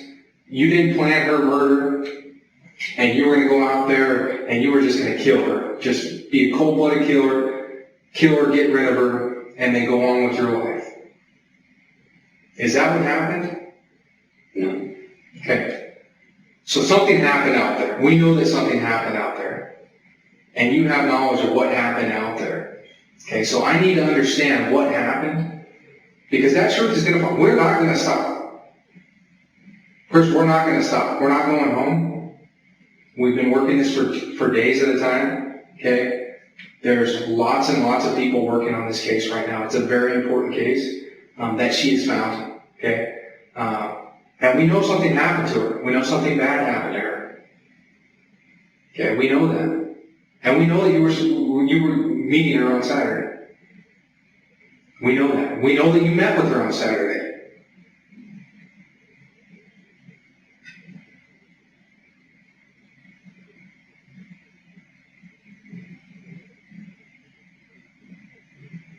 So this is why it's the most important moment of your life right now. This moment, basically I can hand you a shovel, okay? You're digging yourself a hole. There's a hole, okay? I'm going to hand you a shovel. You can either keep digging that hole, or you can prop that shovel on the side of the hole and climb your way out. And explain to me what happened. Because the truth is going to eventually come out. So here's your opportunity. Let me hand you that shovel. And let you tell me what happened out there. It could have been an accident. Something happened out there with that other shooter. Okay, I don't know. I'm just trying to find out the truth. I'm just a human. You're just a human. Okay, I'm trying to find out the truth. Something bad happened out there. Something bad happened after you met her.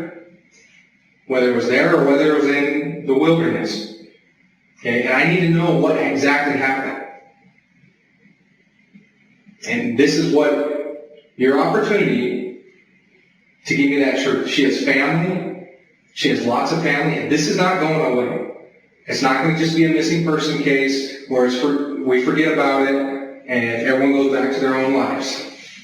Okay? And everyone forgets about her, and everyone just goes back to work and just drives back and goes back to their normal jobs and their 8 to 5s.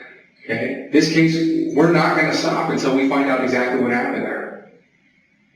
So here's your opportunity to be honest. Here's your opportunity to be truthful, because we've been doing this for a long time. Okay? I've been doing this for a long time.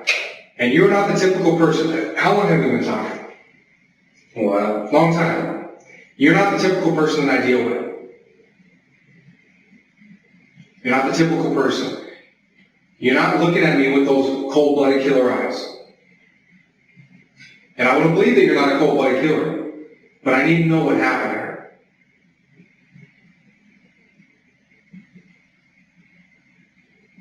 Did something happen out there? Was it an accident? Did something just happen and now you're afraid? You're afraid that maybe someone will blame you for it because of what happened in the past? Just because you were the last person with her doesn't mean that you're responsible for it. Is that what it is, that you're afraid? That you know if you admit that you met her, that someone's going to blame you? We know that no one saw you in the afternoon with her. We know that. Okay, that was bad info that whoever gave you. We know that. Okay? But are you afraid that if you say, yes, I met with her, I was in the dirt, we met, we hung out, I took her up to the wilderness, something happened, you're afraid that because you were with her and because you met with her and you told me, hey, no, I haven't seen her, we haven't had a relationship, we weren't meeting each other, whatever it was, are you afraid that we're going to think automatically that you had something to do with it? No, I didn't take anyone with me when I went coyoting. Okay, what happened when you met her on Saturday morning? I didn't meet her on Saturday morning. We already know you didn't, okay? So you need to understand. Again, I'm giving you the opportunity to tell the truth, okay? We know you met with her. We know from friends, okay? There's phones. There's phone records. There's that type of thing that could put people in places where we can look up the phone records and see where people were at, okay? So we know that you met with her. I just want to know why you met with her and what happened when you met with her.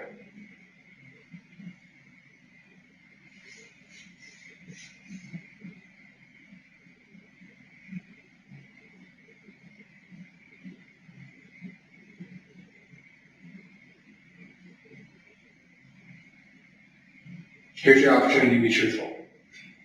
And I know you want to be truthful. Chris, I know you want to be truthful because we've been talking. I know you want to come clean. I know you don't want your wife to find out. Okay? I know you're afraid of what your wife's going to think because your daughter. I understand that. I have small kids. There's nothing I wouldn't do in the world for my kids. Okay? And I already understand that you said that you're only alive because your daughter's here. Isn't that true? Yeah. That your daughter is the most important thing to you. Okay? I know that. I know you're afraid of what your wife's going to find out, and you're afraid you're going to lose your daughter. Okay? I understand that. I'm a father also. Like I said, my kids mean the world to me. Okay? I know how important your daughter is, and I know how important it is for you to get the truth out. And you need to think about it. Okay? Think about it.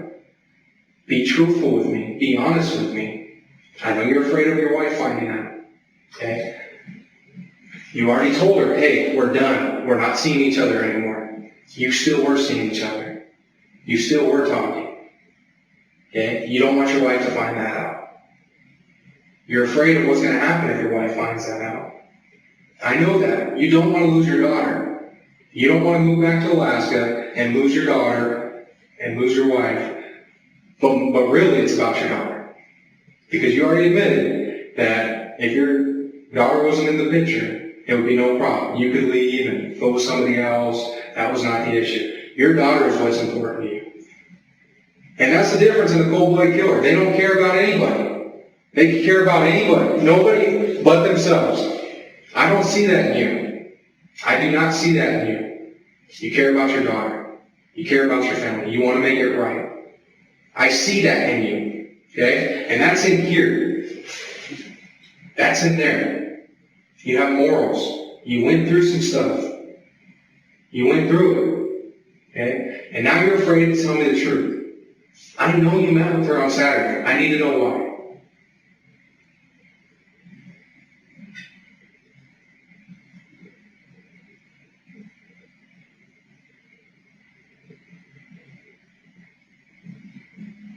It's all right. You can tell me. You can tell me. Chris, you can tell me. I need to know why you met with her on Saturday.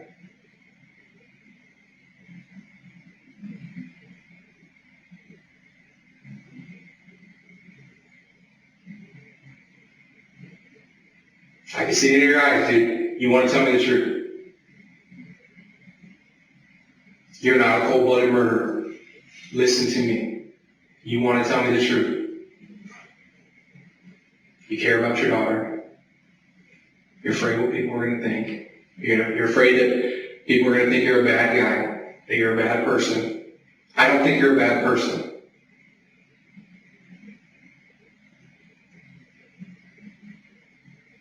And I know you want to tell me the truth, because I can see it in here, and I can see it in your eyes.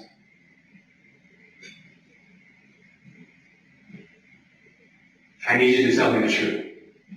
And I need you to tell me the truth right now.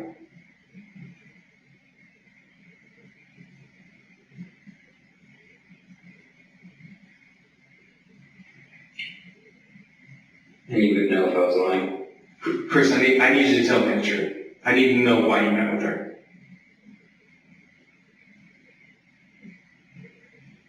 There's no reason to lie to me right now. There's no reason to lie to me right now. Okay? We're past that. We're past the lies. Right now is the time for you to tell the truth. I need you to tell me the truth now.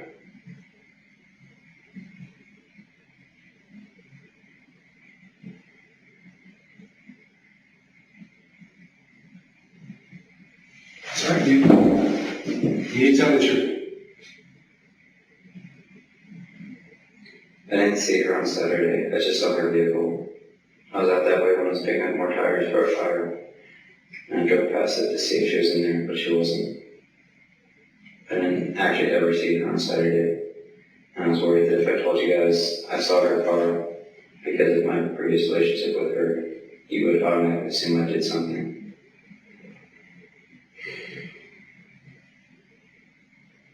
We're getting there. We're getting there. We're halfway there. This is not a game that we're playing. We're not playing this game of who can trick who and who can... You understand what I'm saying? This is a very serious issue. Okay, this is very serious. You were there. You met with her.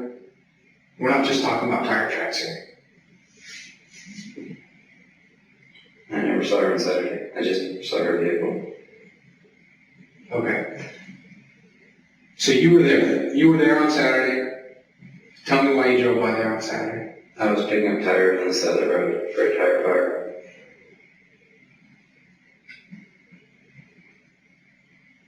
Where were those tires located at? They were on the side of the road. Most of them was actually just tread from a blown out tire. I have more tracks out there off the side of the road, U-turning, picking up tire tracks. Okay, tell me what you told her about the meeting. I didn't tell her about a meeting. What would Erin tell you about meeting you on Saturday? I don't know.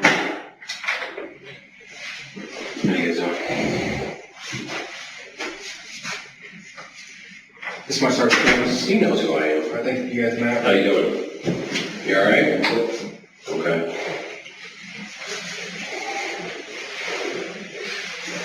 Chris, you know we've been working on this for a long time, right? I did. Okay. I understand too. I've been working homicide for a long time. All right. I'm not here to play games with you. You're not going to see me lie to you. You're not going to see me try and tell you something that's not true, okay? But I can tell you, something happened out there. Something definitely happened. It's only a matter of, was it planned? Was it a cold-blooded killing? Or did something just happen? That's all it is. It's not going to go away, dude. It's really not.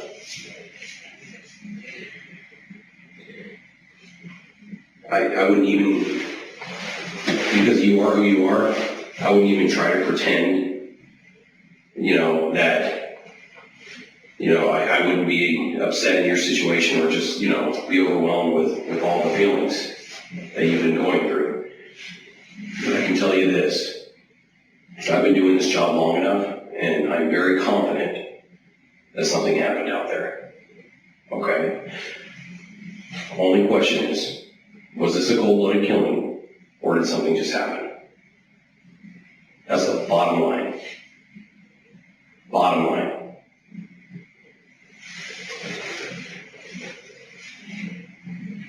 I don't know what might have been going through your head when you found out she was pregnant, but I can only imagine if it were me, I'd have a hell of a lot to think about. There'd be a lot of emotions. There'd be a lot of stuff built up inside. And I'm telling you, man to man, any man facing that type of situation has a lot to worry about. Any man. I have a daughter. She's a little bit older than your daughter now, but at one point she was your daughter's age. And my wife and I split up. And that was the hardest time in my entire life, and I will never forget that. Never. I will never forget what that other woman put us through, to be honest with you. But you know what? I moved on with my life and I did what I had to do. Some people just do it differently. Sometimes things happen.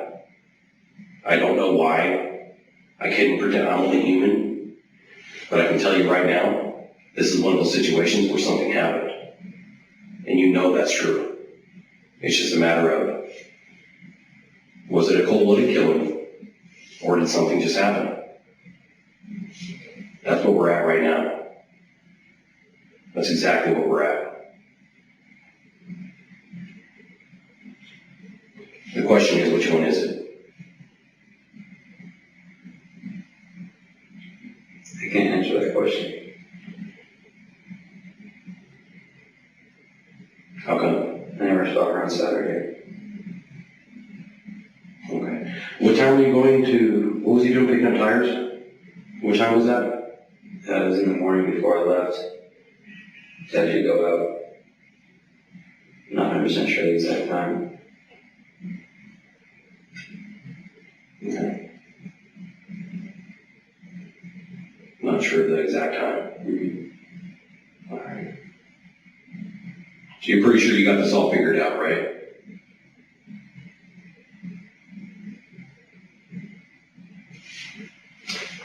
I'm just trying to,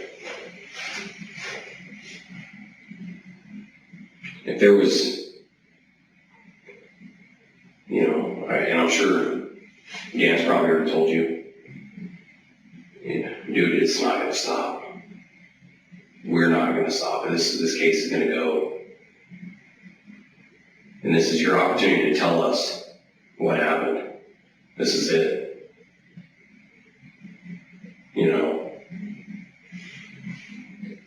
And it comes down to, again, I've sat in front of many guys who just, okay, this is exactly what happened. This is exactly what happened. Only problem is there's so many different versions of your story that nobody can believe you, honestly. You know why, right? No.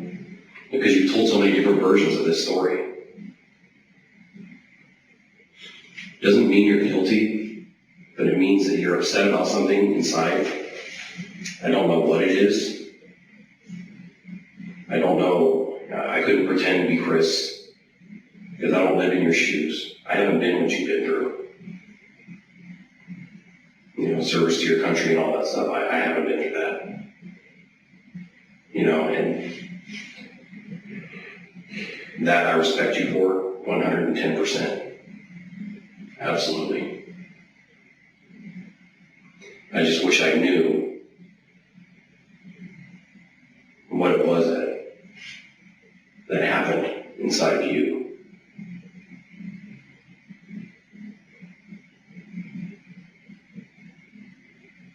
You know, going out to the area where the mines are and all that stuff. I mean, you know, you're talking about that and some guy shooting at you. You know, that's obviously one of our questions that we had, okay? If Chris isn't a bad dude, what happened out there?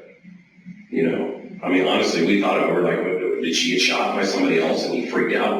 What the hell's going on here? But something happened. You know, and I'm sure you watch TV shows and all that kind of stuff. It's a little bit different. Things take a little bit of time. But, you know, DNA evidence is top notch these days. We do what's called layer DNA inside of vehicles now. I don't know if you've ever heard that. That's going to happen here in this case. We're going to be able to tell a time frame in different people's DNAs when they were in that vehicle, how fresh it is. Have experts tell us, you know, it was within this amount of time. It's not like the old days. It's certainly not like the TV shows, like we can just go plug something in and then have it that day, and I know you know that. Like I said, I'm not going to sit here and bullshit you. But we're not going to stop. We're going to find Erin. Right now, the Marine Corps base is helping us. They're gathering as many soldiers as they possibly can to go out and start checking all these areas. We're going to find her.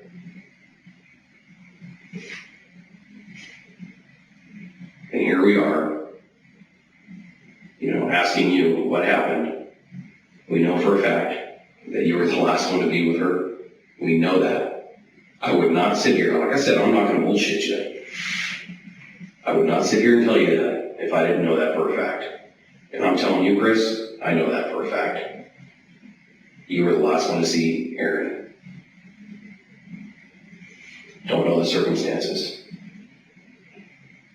We're hoping you tell us those circumstances, because you know sometimes some of that stuff makes sense. You know? 9 times out of 10, if you tell the truth, it makes sense. We can work with the truth, but we can't fix a lie. We just can't. You know, and dude, I don't know what happened out there. You know what happened out there. Erin knows what happened out there. I know that for certain. And I just don't know, you know, if it was that bad. If you think that I haven't had people sit in front of me throughout my years of doing this job and explain how an accident had occurred and had it actually make sense, I don't know what else to tell you, but I've had many times like that. You know, many times. Accidents happen, I understand that. You know, it just depends on what degree. That's what it really depends on. And I think deep down inside, you want to do the right thing, and you want to tell me, and you want to explain it, but you're scared. I can't fix that. You know? But I can tell you, if it was just something that happened and it makes sense, and you're honest, I know accidents happen. I don't know. I can't tell you for sure 100% of the time how they happen, but I know they do.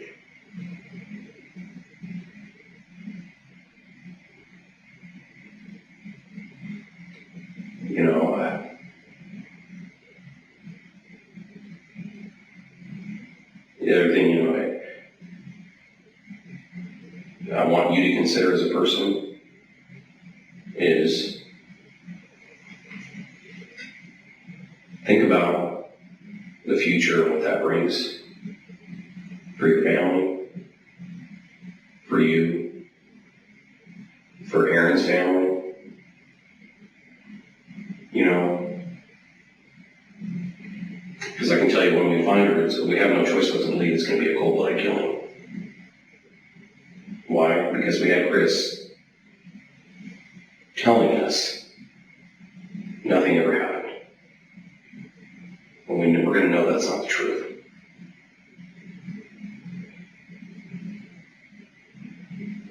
You know, I wish I could explain it better to you, but I can't. I've seen so many young people make these mistakes. And there's nothing I can do about it except tell you that sometimes things make sense as long as you tell the truth. You know,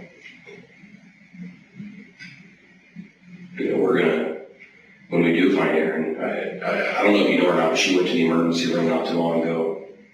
She may have told you about that, I'm not sure. But when we do find her, they did some embryonic tests on her because they didn't know what was going on with her. I think that's actually when they probably found out she was pregnant. I'm not for certain, but I think that's, and I'm only telling you this because that's, you know, I'm only gathering all this information.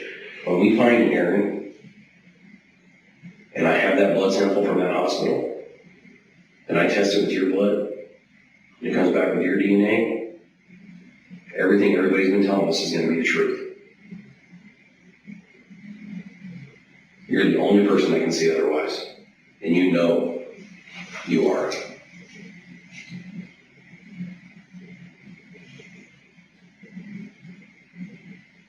You know you are. I would not sit here and bullshit you. I would not.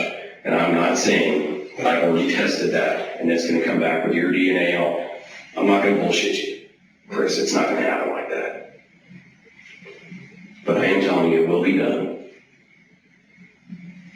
And the question is going to be, what do you have to say then? That's what the question is going to be.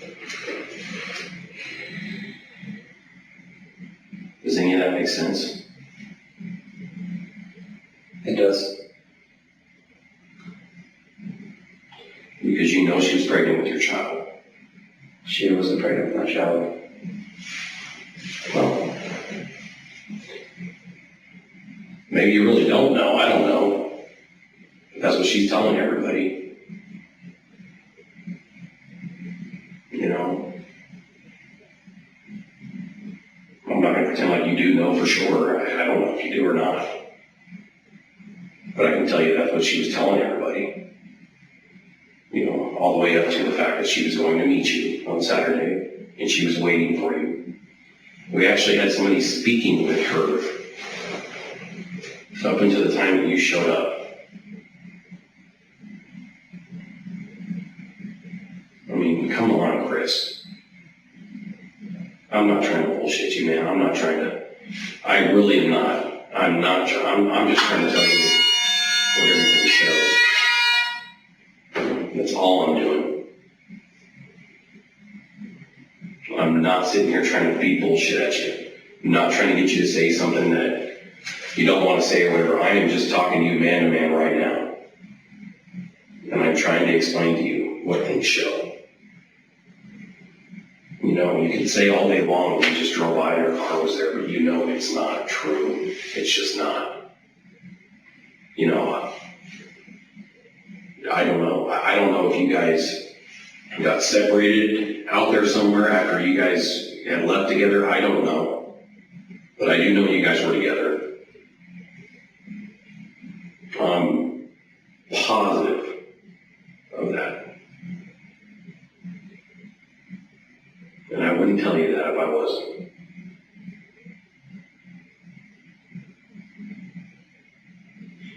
Just like I'm not going to sit here and tell you I know exactly where Erin is. I'm not going to give you bullshit, dude. I'm not. am going to tell you the truth, and that is, we're not going to stop until we find her. You see, we're dealing with the San Bernardino County Sheriff's Department. We are the most professional group when it comes to, and experts when it comes to finding people in the desert. We're damn good. And I feel very confident about this one. And I've had a few where I said, well, I don't know. And we've gotten lucky, I guess you would call it. But this one, this isn't going to be luck. This is going to be tenacity.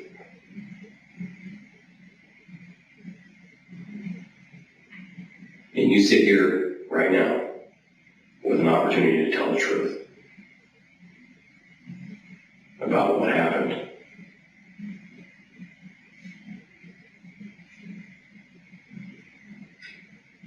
And that's all we ask.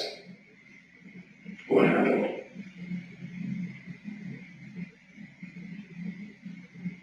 When you picked her up,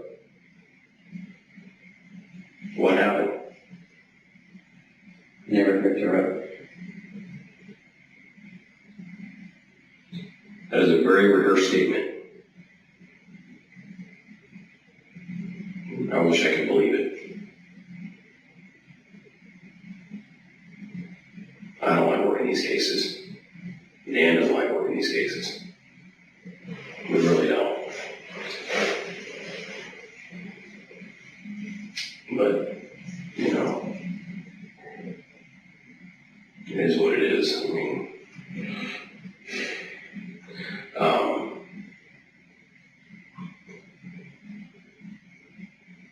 so, just to confirm, she was not in your car at all on Saturday, correct? Yeah. Okay, and you guys didn't go anywhere together? Yeah. Okay. And you just drove by and you saw her car and you were looking for tires? Mm-hmm. Okay. So, all those messages she sent everybody are lies? Yes. Okay. And the fact that you guys, and by the way, you know what Snapchat is. I know you know what Snapchat is. And I hope you understand how that works. Snapchat doesn't really disappear. It disappears from your phone so your significant other can't find it. I work plenty of homicide cases, buddy. I'm going to find out every single message that was sent. Just another reason for you to be honest.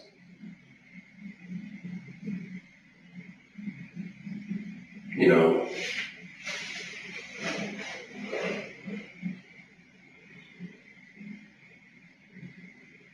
it's very evident that you guys use Snapchat. Let's just put it that way. Or software similar to. Everything that you've sent and that has disappeared on your screen is still inside your phone. You know. And unfortunately, you know, it's one of those things where if you honestly think that it didn't, you know, that it just disappeared or something, it didn't. And again, I'm not feeding you bullshit, Chris. I'm not. I'm letting you know that I do respect you as a person. I'm not trying to belittle you at all, but I am letting you know that I know that's what kind of software you guys are using to communicate with. And I'm going to find out what was said. And it's your opportunity to tell the truth. It's your opportunity to explain things. As the person that was with her.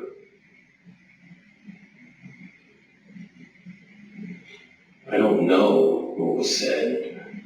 Again, I'm not going to pretend like I have Snapchat right now and I can tell you, oh, I got some really juicy stuff, because I don't. But I will.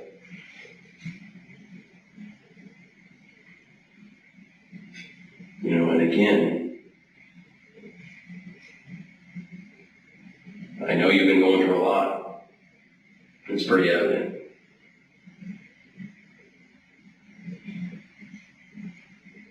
But at the same time, that doesn't make us go away. That doesn't make the case go away. That doesn't make Erin go away. You know, today we have scheduled mine crews coming. We've done it before in Barstow. Don't know if that's where she's at. but they're going out there today. They all know how to do it. I have no idea how to do it. I wouldn't even try to learn how to do it, but they know how to do it. They're very skilled at it. They have all the equipment, many, many crews. They know how to go hundreds and thousands of feet down. One line, I think they were telling was 1,800 feet or something like that, that they're prepared to do. Again, don't know if that's where she's at. I'm just saying, we're going to be out there working it, man. We're not stopping.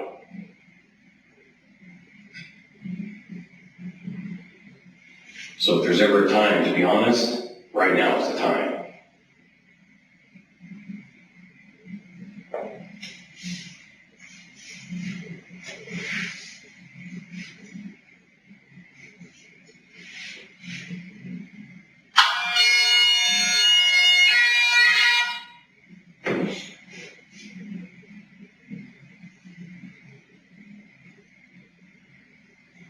So you still say she was not with you on Saturday? Yes.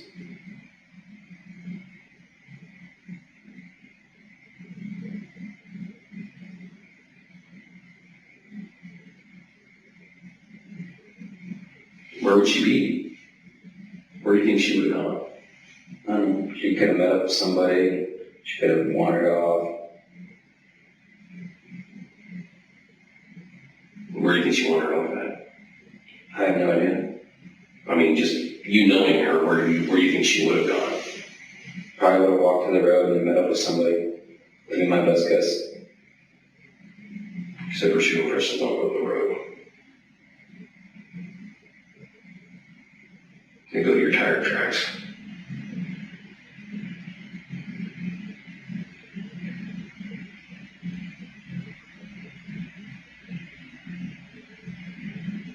Can you think of anything else that'll help us solve this case? No. Nothing at all?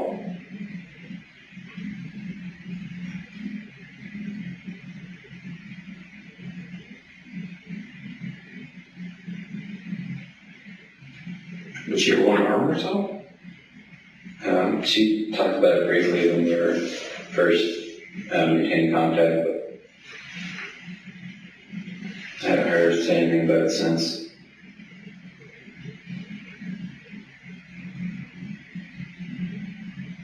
How have you been feeling lately? Same as I usually do. How's that? On a day-to-day basis. I haven't really made my mind yet. Was a lot of your feelings, like your upsetness and stuff, does that come from being wartime, or is that all stuff prior to? I don't know, it's just a combination. I think it's just who I am.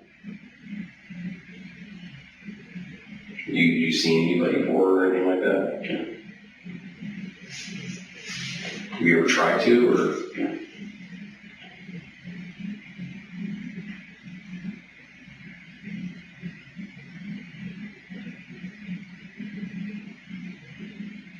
Have you ever considered it? I have. What stopped you?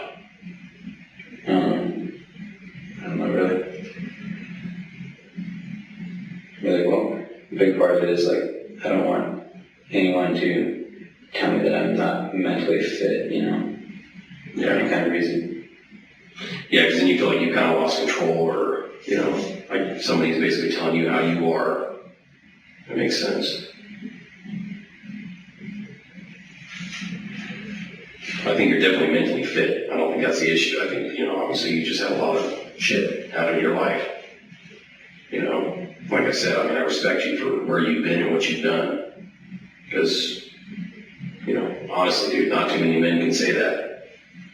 You know, and, you know, both of us, I mean, I speak for both of us, respect you very much for that. And we thank you for that.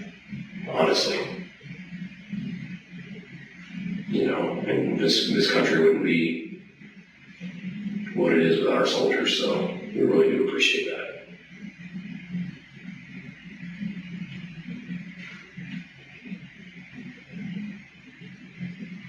And Erin, how did Erin feel about soldiers? I never asked her about it. Do you think Erin's still alive? I hope so.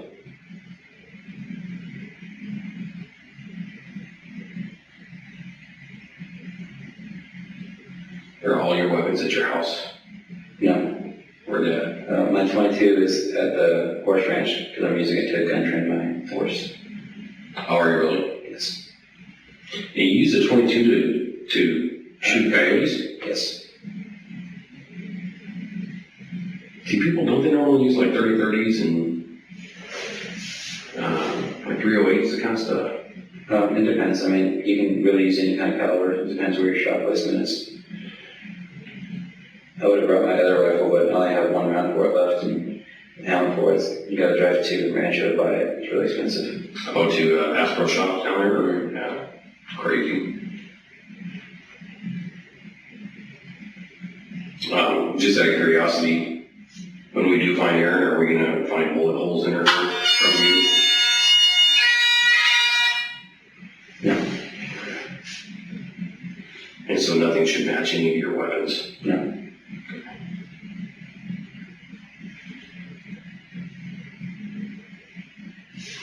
And the ranch is, whose ranch is it? It belongs to a lady named Isabel. Does she have your gun? It's at her house. I'm not sure if she knows it's there or not. Where's it at her house? Oh, I don't know. I asked my wife to put it away when I went to go meet the deputy sheriff. That was a good idea.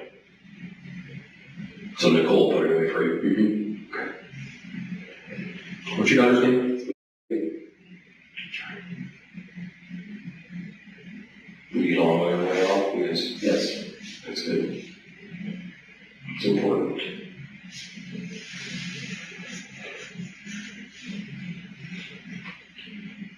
So you were saying you could take us to show us where you were shooting? Mm-hmm. And that is off of, what is it called? Gold Crown Road. Gold Crown Road. Okay. How far is that from here? It's quite a ways. It's past Adobe down to 62. I don't know the exact distance.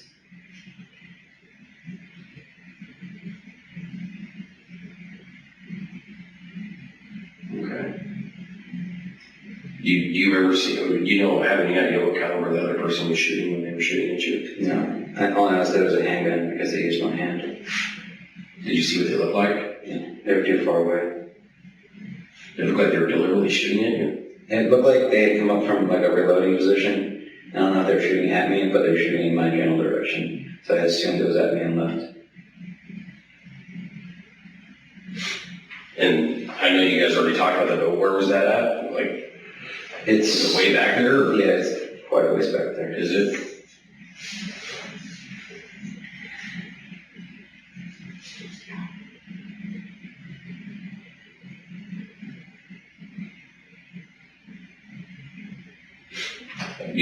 Are we gonna find any of your shoe impressions by the mines back there? Back where? In the very back there where all the mines are? Maybe like one of them that I stopped at. What were you doing there? I was just stopping to check it out.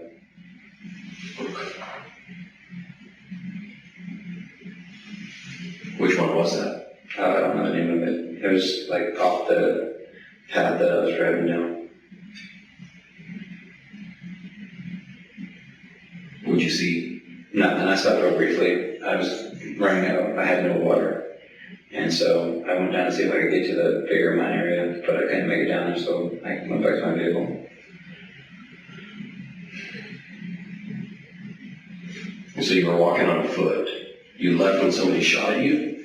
I parked my vehicle, and I was going up, and when I crossed the ridgeline, that's when I saw them and waved at them, and then they shot, and then I went back to my vehicle. Okay. So you waved and then they shot? Yeah, well, because I was out of water, didn't have any, so I said, hey, to see if they had any water, and they came up from what looked like a reload position, and then pointed the weapon in my direction and fired. And about what time was that? I honestly have no idea. Had you already drank all your water? I didn't bring any. I had water in my fridge, in my freezer that I had planned to bring, but I forgot to. Oh, okay. So no reason at all that you can think of that why she would message people saying that she's planning to meet with you on Saturday, and why she would talk to somebody on the phone Saturday morning and say, hey, he's coming right now.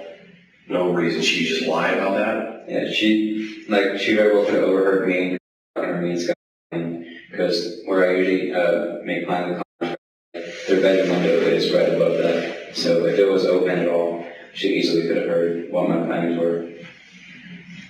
And so you think she set you up and then disappeared? No, I just don't think she ever got over the fact that we had stopped seeing each other, and I think she was trying to maintain that appearance with her friends.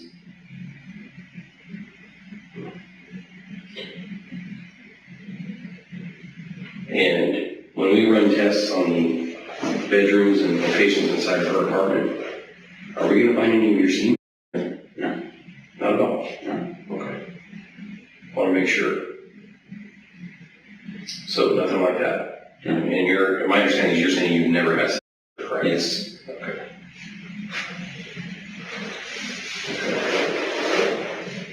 And so she never got over the fact that you guys were going to break it up. And was she stalking you or something, or what was the? I honestly don't know, because I don't know if it's her or John, but sometimes when I come home, I see their blinds move, but I just assume someone was in the kitchen cleaning. But I honestly don't know. And what she told everyone else and what she told her friends could have been two completely different things. Because when we were together and she was talking to me, she would tell her things to get off the phone, because now her friends had a lot of stuff going on. So she would tell her stuff like, he's going to meet me on Saturday, I'm really excited, I think he's going to propose to me, and all this other stuff just to get her off the phone. Mm-hmm. That's weird. That's really weird. I could see maybe, hey, I got to do the dishes, or hey, so this is going on, or whatever, I got to run real quick, but to give that big, long, elaborate story and just to get her off the phone doesn't make sense. It really doesn't. But then again, I don't know her. So, just trying to make sense of everything, that's all. Try to put yourself in my shoes. Mm-hmm. What would you think if you were in my shoes? What would you have going on in your mind? And I would think that she was telling people things because that was actually what was happening. But she openly lied to people in her life. She lied to me. A pathological liar is a liar. They're not going to care who they lie to. What she lied to you about? She told me that her husband was beating her and that she was afraid for her life, and the only reason she couldn't go home is he wouldn't let her.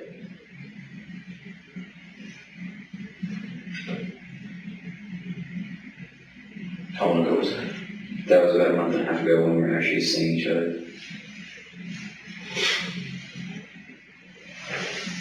So are we going to find any conversations between you and her on Snapchat? No. You sure? Yes. Okay. So if we do, what would be the reasoning for that? Is it possible somebody was using your phone or something to chat with her? It could have been. I leave my phone by itself pretty often in where I work, in my vehicle, at home. Who do you think would do something like that? I don't know who would do something like that.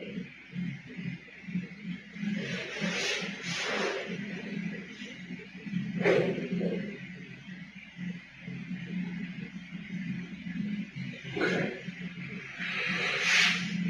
And you had everything planned for Saturday, correct? I was trying to make plans with him, but he was on and off because of his shoulder injury.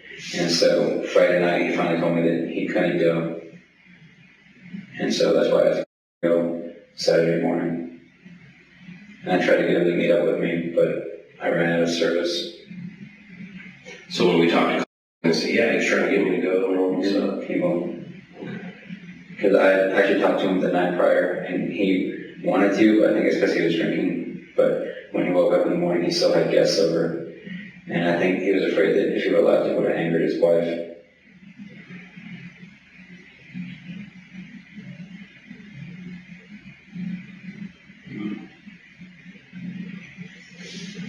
And just so I understand, where your tire impressions pull up by her vehicle, you just saw her vehicle and she didn't come anywhere near your car? No. Okay. So there should be no reason why her shoe impressions are going anywhere near your tire impressions? No, unless it was a coincidence that I drove near them. Well, I would like to think that, but the rear ones are covered with her shoe impressions, so it's going to be kind of hard to prove that, you know. I'm just saying there's a lot there, man. It just doesn't make sense, you know. And that's all we're trying to figure out. Again, it's not like you did anything wrong if you were with her that morning. I don't know what happened after that. But if you were with her that morning, it's not like you did whatever happened to her. And I'm pretty sure Dan probably already explained that to you. But the issue is, it just doesn't make sense that I've been working these scenes for so long, and our crime scene people have been working these scenes for so long, and we know exactly what it shows us.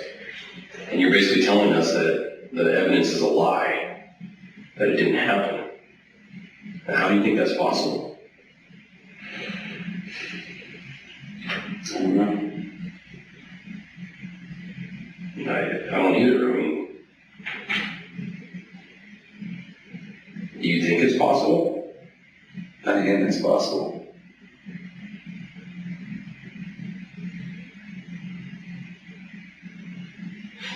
So you think it's possible that her shoe impressions can be walking up to your car? It could be possible. How come you didn't tell us before that you drove her there? Because I was afraid that, you know, since I saw her vehicle, that you guys were automatically going to assume that I did something and that it was my fault that she was missing. So you've been thinking about that. I don't blame you. It really worries you, huh? That she's missing. Know that we think we're going to have something to do with it. It does. I don't blame you. You're only human. But again, that just goes back to us just trying to figure out what the hell happened. Like I said, sometimes things just happen. You know. We don't know why. But we're certainly not going to make stuff up and try to point a finger at you if it's not true. We just don't do that. We only go with what the evidence tells us. And honestly, Chris, the evidence tells us that she did get into your vehicle. I just don't know why. Maybe that fear, you have more fear that we're going to think even more that you had something to do with it because she got in your vehicle. I don't know. I mean, perhaps. But that it just doesn't make sense. Is that what it is? Are you afraid that because she got in your car that we're going to think you did something? She didn't get into my vehicle.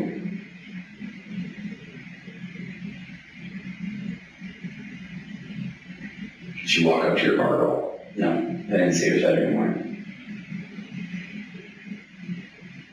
You ever do a polygraph test? Mm-hmm. You know what that is? Yes. What is it? It's the lie detector. Okay. You ever taken one before? No. Okay. If I were to ask you on a polygraph test, if you had anything to do or had any knowledge of anything to do with Erin's death, what would you say? I said no. What would the results be? It'd be truthful. How about we take one? I'd rather not. How come? Because I'm emotionally unstable right now and I don't want to give off false readings. That's fair.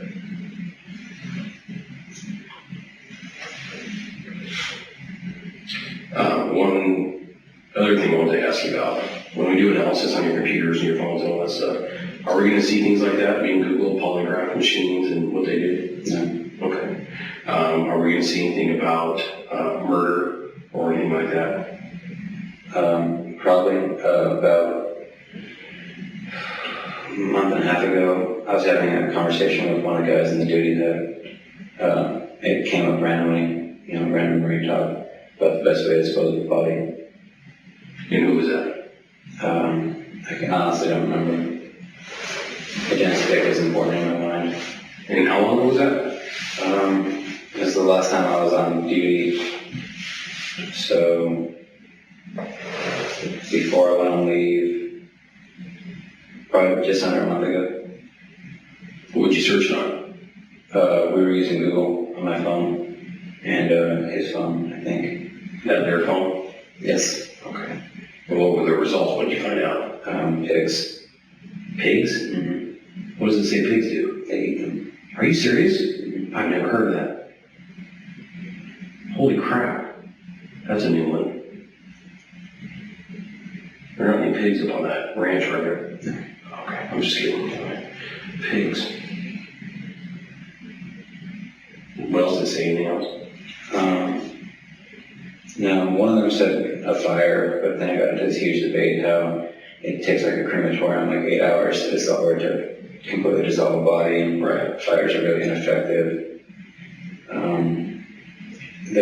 The best answer the form gave was to eat them. Eat the person? Mm-hmm. Cannibalism? Mm-hmm. Well, how do you eat the bones up? You grind them up and then you just get rid of the dust. What are you going to use to grind them up? I don't know. You use Doesn't make sense. You could. And I've never really dealt with bone before. Well, I mean, I see a lot of bone, I mean, obviously, and I can't see that happening. That's weird, because if you were to actually try to hammer it, there's just too many chunks.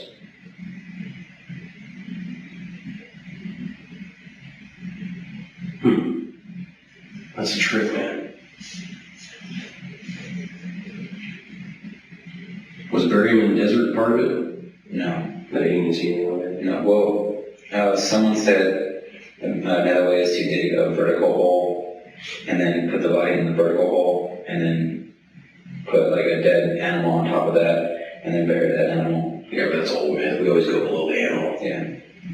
I've had a couple of those, believe it or not. Usually when we put on the animal, we go below it. Sometimes we don't find anything. What does it say about mine shafts? Didn't say anything about that. We've had a lot of cases like that. Mine shaft ones. Out here in San Diego County. You do any searches on those ones? No. Yeah, shoot, man. We've had, at least on 2 hands that I can count, mine shaft cases. It's a pretty good idea. Problem is, it's been done so much. Mm-hmm. You know.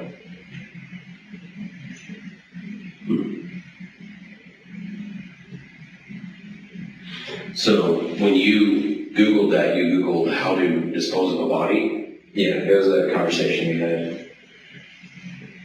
Can you think of anybody that was there that was present during that conversation?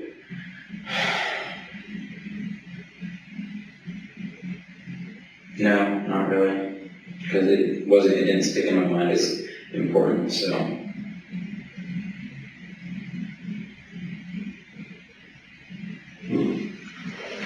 What started the conversation for you guys? I think it's a baby joke. Good Lord. Really? Who came up with that one? Yeah, those have been around since I came in anyways. The baby joke, yeah, I think it came like from like people making fun of the like Vietnam War and like people saying that in Iraq there were puppies and babies, calling them baby killers. This kind of response from it. So what kind of jokes are they? What's the difference between a Corvette and a pile of babies? A what? A Corvette? Yeah, and a pile of babies. What? Don't have a Corvette in my garage. Oh, fuck. What's the difference between a pile of babies and a pile of bowling balls? Or you can't lift a bowling balls with a pitchfork. Oh my God. Yeah, they're pretty. Is this a Reid thing? Is this what Reid's It was. It's kind of dying out. You don't hear it as much anymore. Jeez, man. But it's just like Marine's way of like coping with like people like calling them baby killers and like saying that all Marines throw puppies off cliffs because of that one incident in Iraq. Oh yeah. We get the cops. Same thing. One cop does something, everybody else is blamed for it, and everybody makes jokes about it. One cop goes to a donut shop, and here we are, how many years later? 200 years later, probably? There's actually a pretty funny thread. Someone wanted to steal a donut truck and they went on a high-speed chase with it, so they get the cops to follow them. That's a good one, too.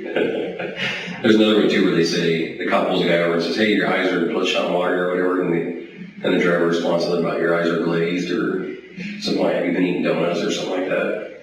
Freaking donut jokes, man. Crazy. Was there anything else you can help us with?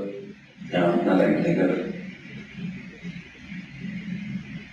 And did you ever shoot your gun out there that day? Mm-hmm. How many times did you fire it? 4 to 5, maybe. Okay. What were you firing at? I was shooting at rocks to make sure my scope was on. Gotcha. Okay. Make sure you have it lined up. Mm-hmm. And that's the same one that's at the ranch right now? Mm-hmm. Okay. All right. Would you mind us taking that gun and having it tested? That's fine. Okay. How about all your other ones? Yeah, that's fine. As long as I get them back in a time. Okay, we'll get it back to you. Absolutely. How about your car? I need my vehicle. I can't give it up. Okay. Well, the good thing is we've got a crime scene specialist out there right now. They're swapping it. So we'll hopefully get it back to you real quick here. Okay.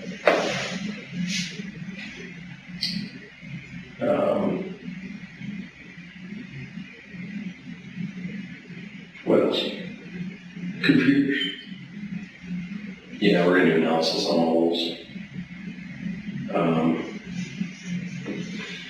And you understand why we have to do all this, right? Mm-hmm. Okay. I don't want you to think that I'm calling you a guilty man or anything like that, because I'm not.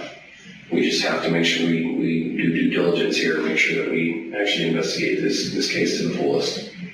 That's all we're doing. So please don't take it personal. I mean, I know it's hard to say, but just try not to, okay? And understand that we're very approachable. If there's any questions or thoughts that you have, we'll be more than happy to answer them and speak with you. All right? I mean, it's fair to say we've treated you well. We're not gonna, treat you like a criminal or anything like that. So, and again, a lot of that comes from the respect that we have. You just treat me as a soldier as well. So, anything else you can think of? Yeah, right now. Okay.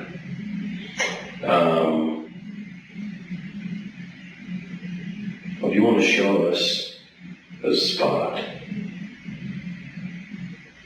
can a regular car be out there, dude? Yeah. It's got to be a 4-wheel drive. Mm-hmm. Maybe we can borrow one of their Tahoes. Take it out there. Would you go with that? I can't do it right now. I gotta finish checking out today. Oh, at the base out there? Okay.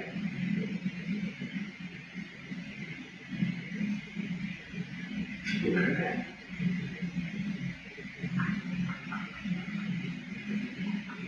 It's right here though, right? I mean, off the 62. No, it's not right off. It's like a ways up to 62. How long does it take off the 62? 30, 40 minutes at least. It's like 5:30. Sure. Yeah, we'll go check it out. And, all right. Hey, did you, after you got back on that Saturday, did you turn your phone off at all? I'm not sure. I don't think so. Did you make any phone calls from the time you got in the afternoon till The next day? the next day? Like when I came out of the park? Yeah. Yeah, you made a phone call to, I called Connor and then I called my wife. right, and then you didn't call anybody after that? I can check, but I'm not sure. You didn't? Okay. Pretty sure you didn't. Didn't call anybody for about 24 hours.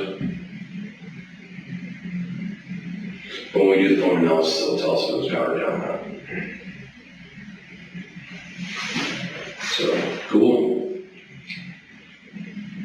Did you Google anything else we should know I don't think so. about? No.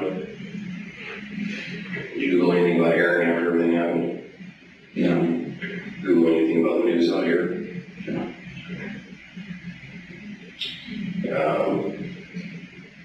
Anything about pregnancies, anything like that? No.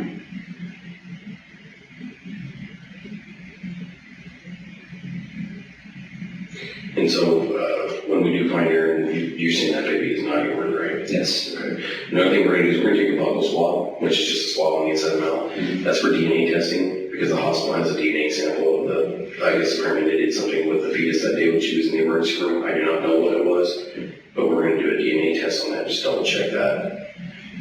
That usually takes a while. So, we'll do that. And then, we'll play it by ear and see how that goes. So, cool deal, man. We really appreciate your cooperation. I know you're probably thinking about a lot of different stuff right now, so we really do appreciate it. And when are you leaving for Alaska? We're supposed to start the drive the 7th. Oh, you guys are driving, okay?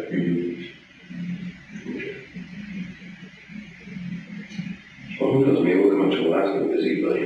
I'll give me an excuse to get out of the office for a couple of days, right? Yeah. I gotta fly though. I can drive up there, dude. That's too long. All right, cool. Right on, man. Anything else? Nothing? Okay. We'll get you back home. All right. In fact, we'll just sit over there right now, yeah. Anything else you can think of? No? Okay. When you say emotionally unstable, what does that mean to you? It just means like, I don't know, I'm upset, I can't really think straight, my memory doesn't work that well anymore. So like, sometimes when I think something happened, it doesn't happen that way because I can't remember real well. Okay. That's why I can't remember a lot of dates or anything like that, times, people. Okay, so, but it doesn't mean that you have problems controlling your emotions like crying, laughing, stuff like that. It can, I usually don't No, what? cry or like really laugh that often. Okay. It just never seems necessary. Okay. And you have polygraphs aren't used against you in court too, right? I know. Okay. Just want to make sure you understood that. How'd you know that? I'm just watching TV. Man, that damn TV. Telling me. Gosh. All right. Well, if you decide that you do want to take a polygraph test, please call us, let us know. We'll set it up for you. We have our own photographers that do it. They're very good at what they do. And false ratings are actually pretty rare with us because ours are experts in the field. So it's actually like the same levels the FBI uses.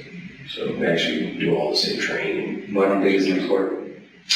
Because the court doesn't recognize something that measures the way that a polygraph measures. The courts don't recognize that. So we only use it as an investigative tool. And they're real good at saying, hey, this person's, like you're saying, in your case, you say emotionally unstable. They look at it and they look at your baseline and how you are, and they say, hey, he's baseline here, so they use that as your baseline. They don't use, you relaxed and then all of a sudden go, oh, look at that. No, they don't do it like that. But courts, I think someday they're going to be. It's just, they're just not, and we use them as investigative tools. It helps us clear people a lot, to kind of move along and do it that way. So, but, some people are worried about not being cleared. I can understand that fear. So, we're not pushy guys though, dude. Not at all. Do you think we are? No. Okay. I appreciate that. Last thing I want to be known as is some pushy cop. Because I'm not. Neither is Dan. We want you to be able to run into us at neighborhoods or whatever and say hi and shake our hand and not freak out. That's the main thing we worry about. So, alright.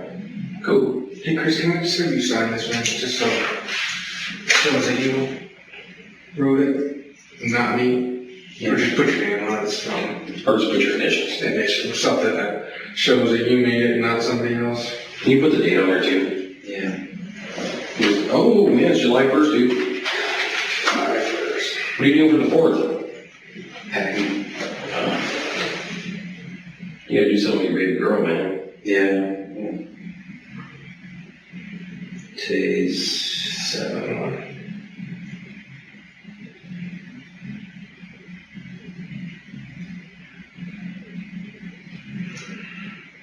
seven. Yeah, July 1st.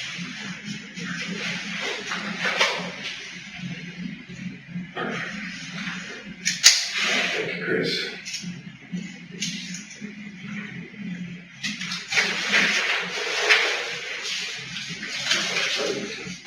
You said you were wearing jeans on Saturday?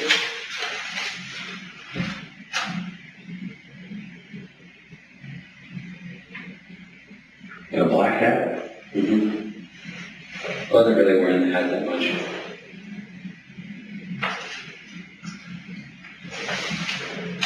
Anything else? White t-shirt. Yeah, just, What, there was a brand or something on yeah, it. it had some blue in it. It might have been American.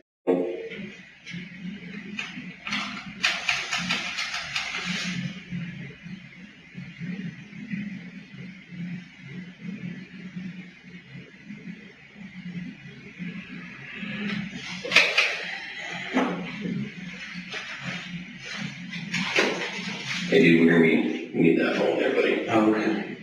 Yeah, we're gonna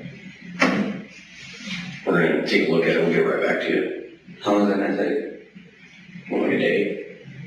If that. I kind of need it for work though. Yeah, unfortunately, what we did is we went on in and we gathered up a search warrant on it, just to make sure to cover our bases. So what we'll do is, as soon as, in fact, I'll try to get it in there today and get it back to you. Okay? It won't take long. Once they plug it in and do the analysis on it, it should be. Who has the search warrant? We've got them at your house right now. Okay. So yeah, we'll give you copies of everything, promise. All that stuff. Like I said, we're not trying to be a burden to you. We're just trying to do our job. That's all we're trying to do. So we'll make sure you get copies of everything, and we will make sure you don't get, screwed out of all your stuff for any long periods of time or anything like that, because we don't want to do that to you either. Okay?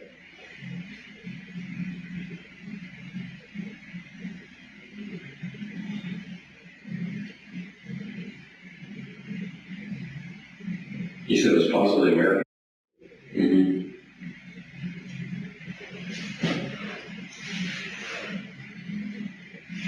You're wearing your boots? Yep.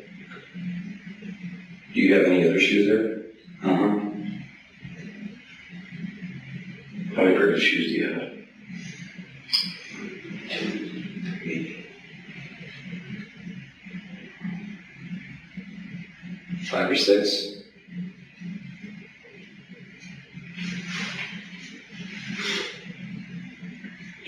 Does the black hat have any designs on it? It's hat.